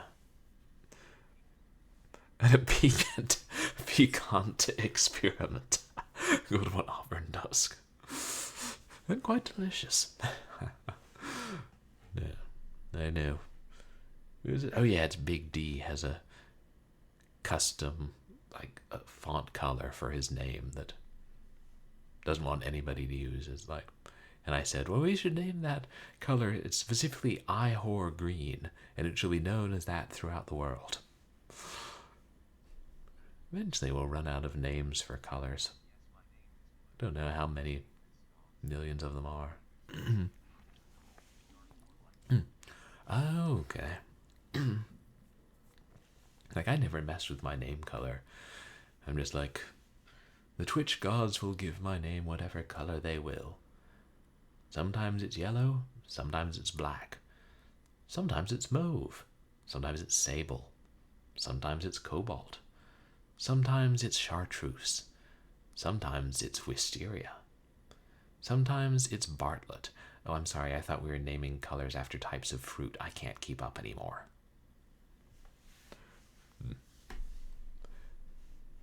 Heck, for all I know we are. For all I know, pomegranate's a color.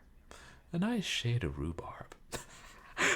And never sand green, or sand blue for that matter.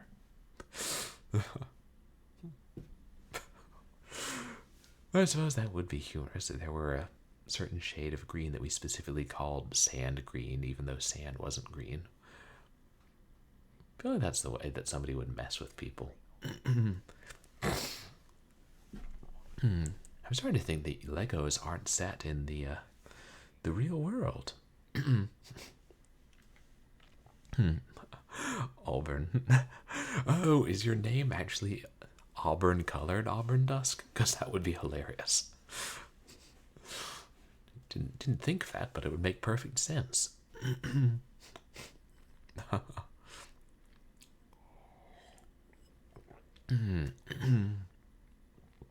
Yeah, thinking about other fruity colors. Well, banana yellow. Yeah. Well, Lego must be set in an alternate reality when you think about all the characters that are being Lego-fied. Like, oh, the prices. Are they pretty expensive? And I had friends who like collect Legos somewhat, but sometimes buy the big special ones. I saw a Sonic the Hedgehog Lego set. That was one of the coolest ones I've ever seen. Excuse me. I never got into Legos, but when I saw that, I'm like, I could buy that. Because I clearly need more stuff. More because it's Sonic the Hedgehog than anything else.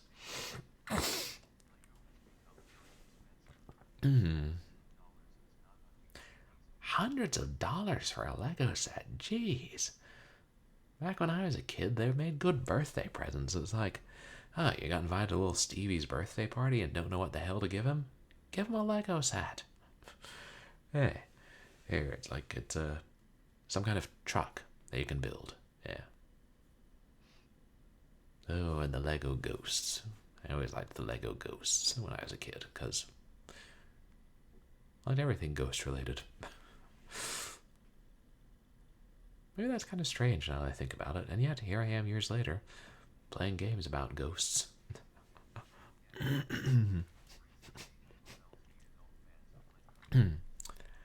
The adult fans of Lego. Right, and they're like, well, if adults like it, and adults have money, we can ask for money, and then get rich. And then, little Timmy is like, I like Star Wars. I'd like to build the Death Star out of Legos. And the Lego CEOs are like, well, little Timmy, you better help Mom. Oh, Mom and Dad are loaded. And money can be exchanged for goods and services. And Legos are goods and services. If you don't have money, can you barter for Legos? Like, could you, I don't know, wander down to the Lego headquarters and be like, I got this milk cow, and I don't really need a milk cow, and actually the landlord said I can't have one, and you can take the stuff that comes out of the milk cow and mix it with mold and get a delicious orange thing that you can put in your fridge. So, yeah. You take Bessie, I take a Death Star, a Sonic the Hedgehog, 2 trucks, and maybe an 18th century pirate ship, and we'll call it square? And Lego's like, sir, please remove the bovine from the factory. And I'll be like, well, I mean, I would, but, well, she's sat down now. I mean, you want to tell the cow to move?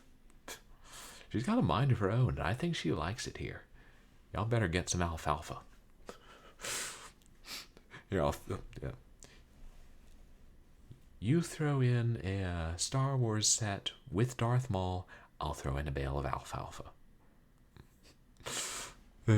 I don't know that Lego would go for that, but it would be fun to try. Of course, I'd have to get a milk cow first. Suppose I could just try something else. Nah. Maybe the thing to do. Maybe the thing to do is to get somebody else to buy the Legos and then try and swap with them. Be like, here, you want some nice new in-box RTS games? Because I sure as hell ain't playing those things. Well, that's a shame if it's really expensive when you want to buy your nieces Legos for Christmas. And it's like price gouging. Because like, what if adults liked those sets too? I guess that is the economy at work. But, yeah. Offering a dairy cow to buy Legos. But that's fascinating, Auburn Dusk, that Bethesda let somebody play buy Fallout 4 with bottle caps. Capitalism.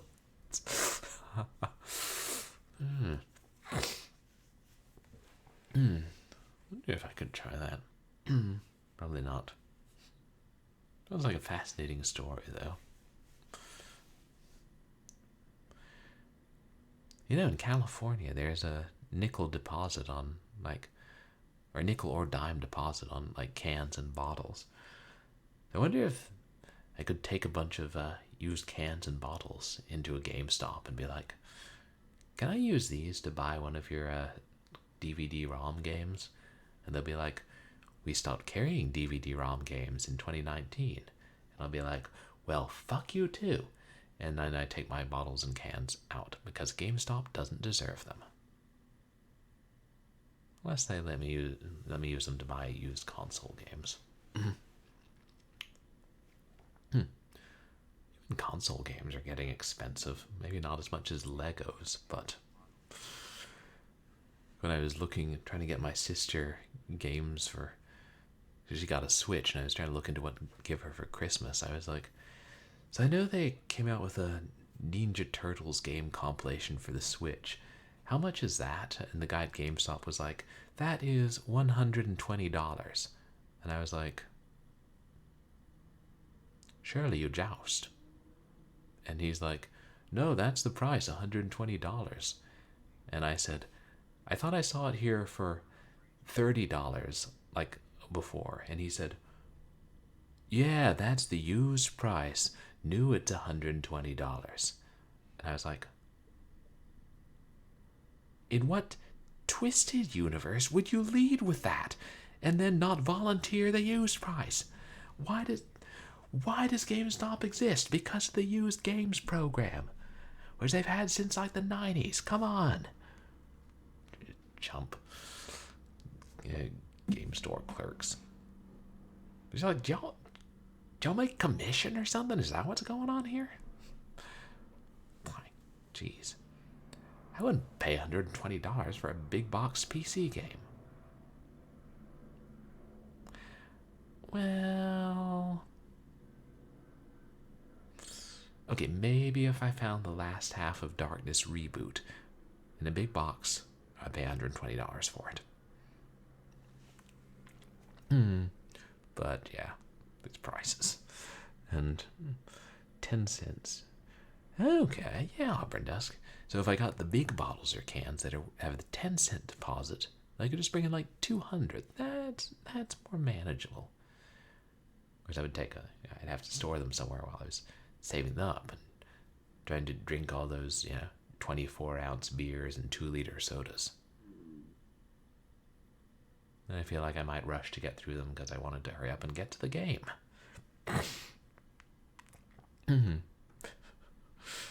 Would be kind of funny, though.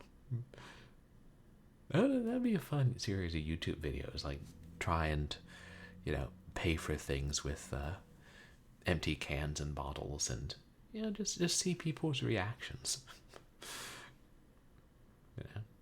Going to the grocery store, I'll exchange 11 empty bottles for one full one.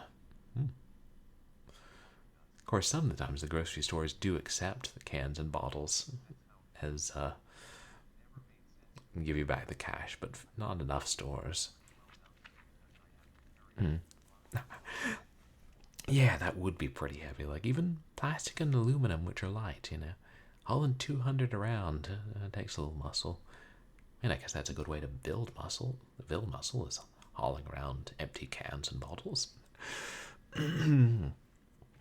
But no, Auburn Dusk, in California, it's if it's one of the types of can or bottle that can be recycled, that have a deposit, then it's, I think the cutoff is 20 ounces. Like if it's more than 20 ounces, it's a dime, and if it's less than 20 ounces, it's a nickel. I think that's a cutoff. Yeah, now I know you can carry a bunch down to recycling or wherever you get the deposit back, but yeah, like a few bags worth you can carry, but if you're carrying hundreds, yeah, they probably do get heavy. Well, I feel like the thing to do would be to compress them. Except then they can't count them. You can compress them and crush them some, but not really enough to make it efficient to carry more than 100 bottles and cans at a time. Yeah, maybe better to stick to the smaller purchases. Yeah. Now, if you could have them all crushed down into like a big cube and then, pack that on your back. Yeah, I wonder how heavy it would get if you compressed all the bottles and cans. Different complicated ways to transport these things that really aren't worth that much money. And like now that we don't live an easy walk from a recycling center anymore, I'm like, am I still going to keep the bottles and cans that I use? And I'm kind of like, maybe not. Because pretty much most people I talk to, when I say that I save the bottles and cans and then take them to get the deposit back, then they're like, why bother? It's just like a nickel a piece. And I'm like, okay, but if you drink 15 sodas a week, that's like 15 nickels you're throwing away. And they're like, yeah, that's not that much money, inflation being what it is. And I'm like, yeah, but it's the principle. If the government took my money and said, you can get this back, then I want that money back. I mean, it's the same thing as, I pay my income taxes through the year, then if I can get a tax refund, I want a tax refund. I feel like getting refunds on taxes, when it's, that's how the law is set up, should not be a controversial statement. But I am well aware that I'm in the minority in some respects. Yeah, real life Death Stranding with the cans.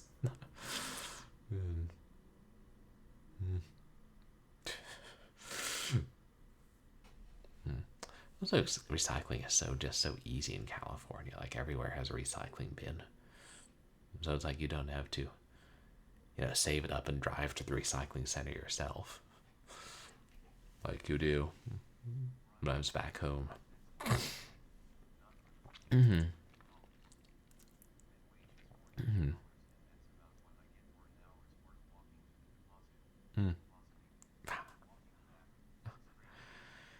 Yeah, I know.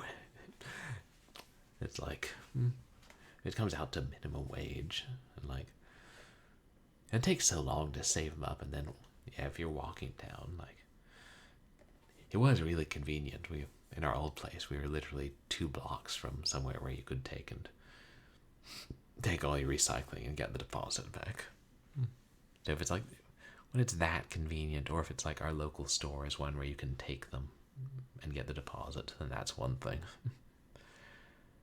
But if it's also, since I can't drive, it's more difficult if, it's not an easy walk.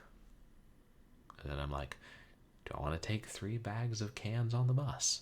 Or do I want to walk, a half mile for $7? kinda, but I'm also kinda lazy. So it balances out, maybe? And my roommates and I were just talking about how we don't walk as much as we used to. Like, you know, coming from smaller towns on the East Coast, people walk a lot more. But it's also like in this city, it's, you know, everybody has a car. And if you're like, yeah, I don't have a car, and I just ride the bus or take Uber when needed, then people are like, why don't you have a car? And I'm like, because I'm blind. And they're like, fair enough. Enjoy the bus. And I'm like, nobody enjoys the bus. We tolerate the bus because I don't really want to walk 2.5 miles to work. As we've established, I'm lazy. And people look at you weird when you try and hitchhike these days. You know, to hear my father talk, you'd think, yeah, everybody used to hitchhike back in the day. It's like, well, heck, I've seen, you know, it happened one night. But then, you know, when I'm, you know, sitting by the side of the road in a 3-piece suit, eating carrots, telling the woman I'm taking across the country to, you know, lift up her skirt to try and get the drivers to stop and the Hays Code be damned, then, well, drivers don't stop. Maybe I need to eat more carrots while hitchhiking. Maybe that'll get them to stop. You don't have a car because... Oh, parking's really expensive there? Damn, it's like buying an apartment for the car. I mean, parking's kind of a racket in California too, but it's also, since it's expected that everybody has it. I think at least a lot of the, like, apartments and stuff come with some parking spaces. But I know in the building where I work, it's like they increased the price of parking, so now it's $32 per day to park there, unless you buy a monthly parking pass like our company does. And it's like, if you're there, it's like an hour and a half, then you've hit the day's maximum. I'm like, that's borderline criminal? How are you guys able to get away with that? Oh, Beverly Hills. Okay, that explains it. Yeah, it is, Dame Karen. And these are American dollars. These aren't y'all's dollars. They're worth, I think they're slightly more than the Australian dollar, but to be fair, I'm basing that on something I read in an old book quite a while ago. So, also just that the American dollar seems to be worth more than a number of currencies across the world. Not all of them, though.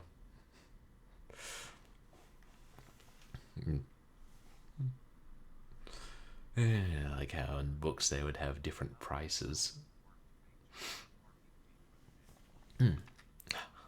Well, right, I mean, it's like, then because, you know, with minimum wage here, it's like, you could work 2 hours at minimum wage and you wouldn't have made enough to cover the parking in that building. That'd be outrageous. Yeah. But I think also, yeah, the businesses in the building at least provide parking to their employees. I just think at one point the Australian and Canadian dollars were almost equal. I know at one point the Canadian and American dollars were almost equal, but it was like for a long time the Canadian was significantly less, but then I think it was like 20-ish years ago or something they got close. And I know one of the ways they finance movies is by using not only Canadian tax credits, but the difference in the currency exchange. And then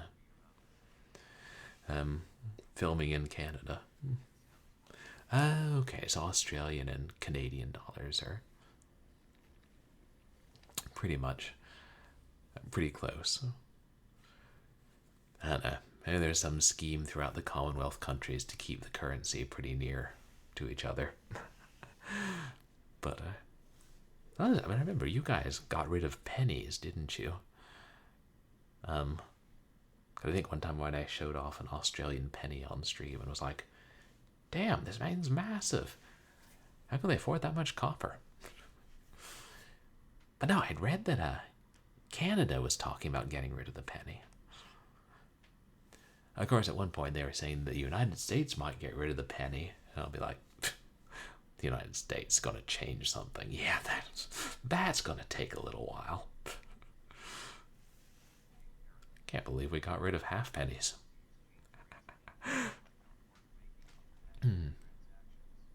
Oh, yeah, I guess, yeah, if you don't make international transactions or travel a lot, you don't really need to. Oh, you guys had 2-cent coins. That's so cool. Like, I know in England they still have tuppence coins. Or they did last time I was there. Who knows now? I haven't been keeping track on them. Track of the English currency. But in America, I know we had 3-cent coins that were also made of nickel. But that was like, I think it was more than 100 years ago they got rid of those. And just had, you know, the good old 5-cent nickels.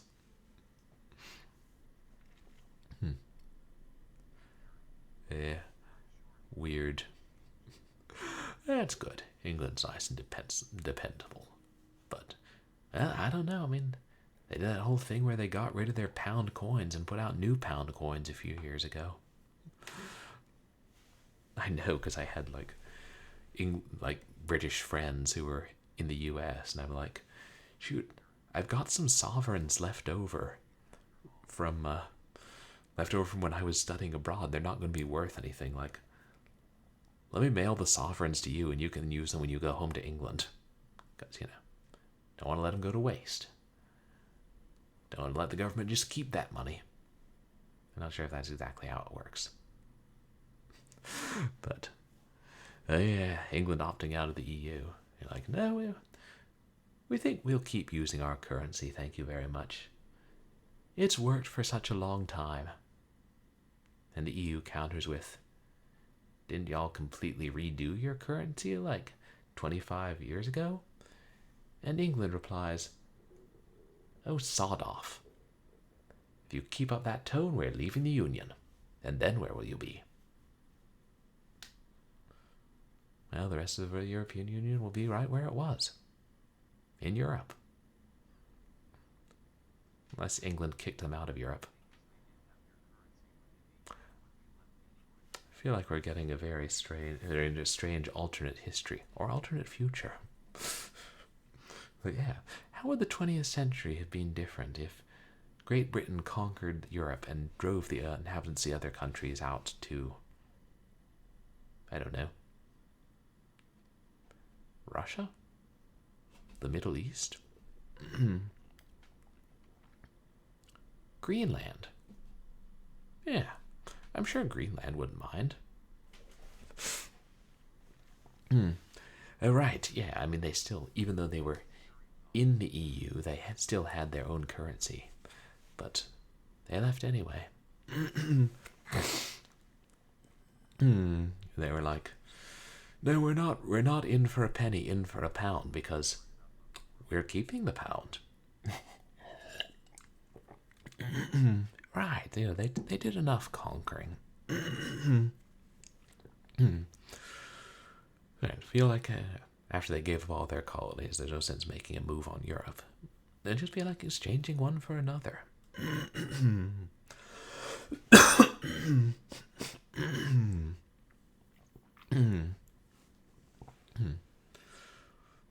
But I know I've seen other games and movies with alternate histories where one country takes over a good chunk of the world. And I don't know how they manage it, but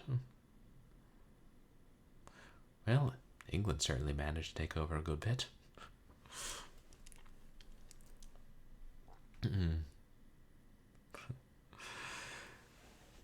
Yeah.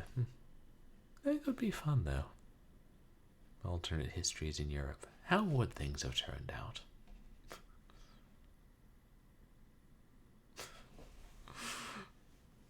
Yeah, British culture all throughout Europe. Well, I guess probably, you know, fusing with the different countries' cultures in interesting ways.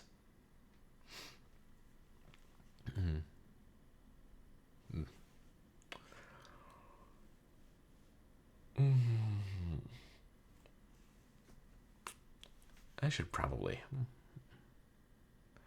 Oh god, it's after 4 a.m. I probably should actually wrap up. I know I started to, but then I'm like, no, but I enjoy hanging out with you guys.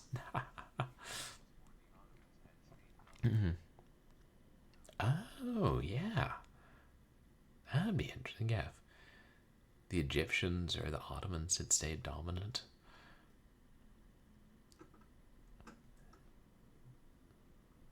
Yeah. Yeah, history would have taken a really different course.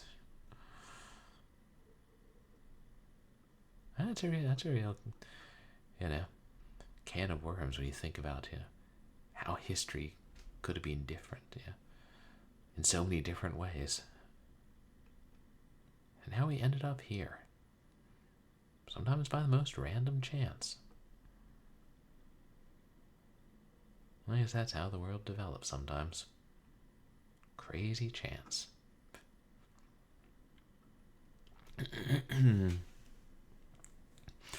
But I should head to bed. Especially since I'm going to do my birthday stream tomorrow, and I have to get the games ready and do more unpacking and sorting. And possibly rearrange my computer so it's more like my old stream setup.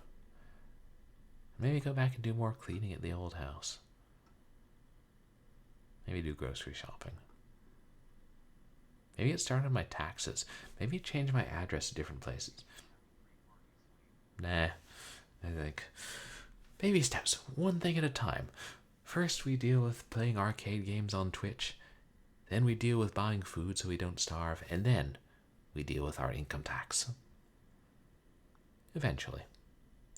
The deadline's April 15th, so you know, I'll start worrying about it in April. Not advisable, but what many Americans do. So, yeah. What's coming up is the birthday stream of arcade games tomorrow, hopefully featuring one FMV one. Then Suburban Mysteries Labyrinth of the Past on Wednesday. Then The Bunker on Saturday, which is an FMV sort of horror game, sort of thriller from, I think it's an early one from Wales Interactive. But I'm meaning to try it for a while, and I have a copy. And then Sunday, whatever FMV game I end up streaming. And I'm thinking we'll also do the annual Valentine's Day stream of Hatoful Boyfriend. See if we can not get killed horribly and have our brains stuck in a jar this time. Ah, the beauty of love and romance in video games. How do I find these games? Oh, right. Steam and Google. Let's see who's online, shall we?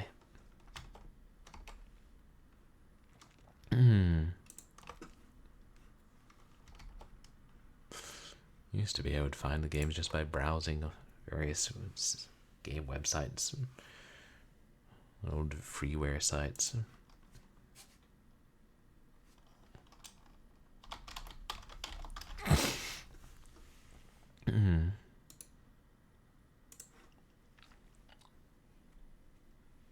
See.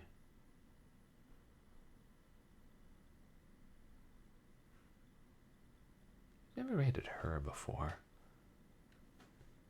Ah, she's got a lot of viewers. Wait, is he playing? Oh, we almost never get to raid Techie Rob.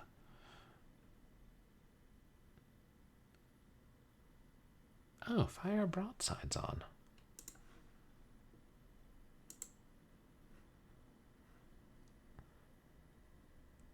thing. Yeah, we should raid.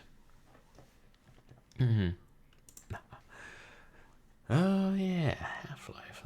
That's fun.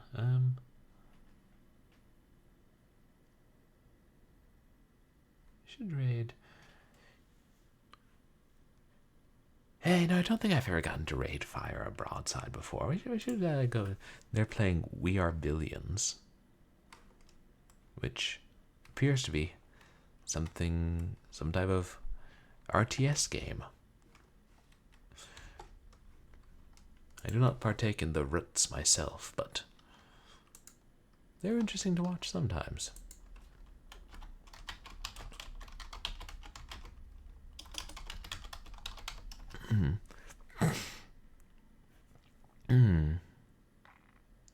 There we go.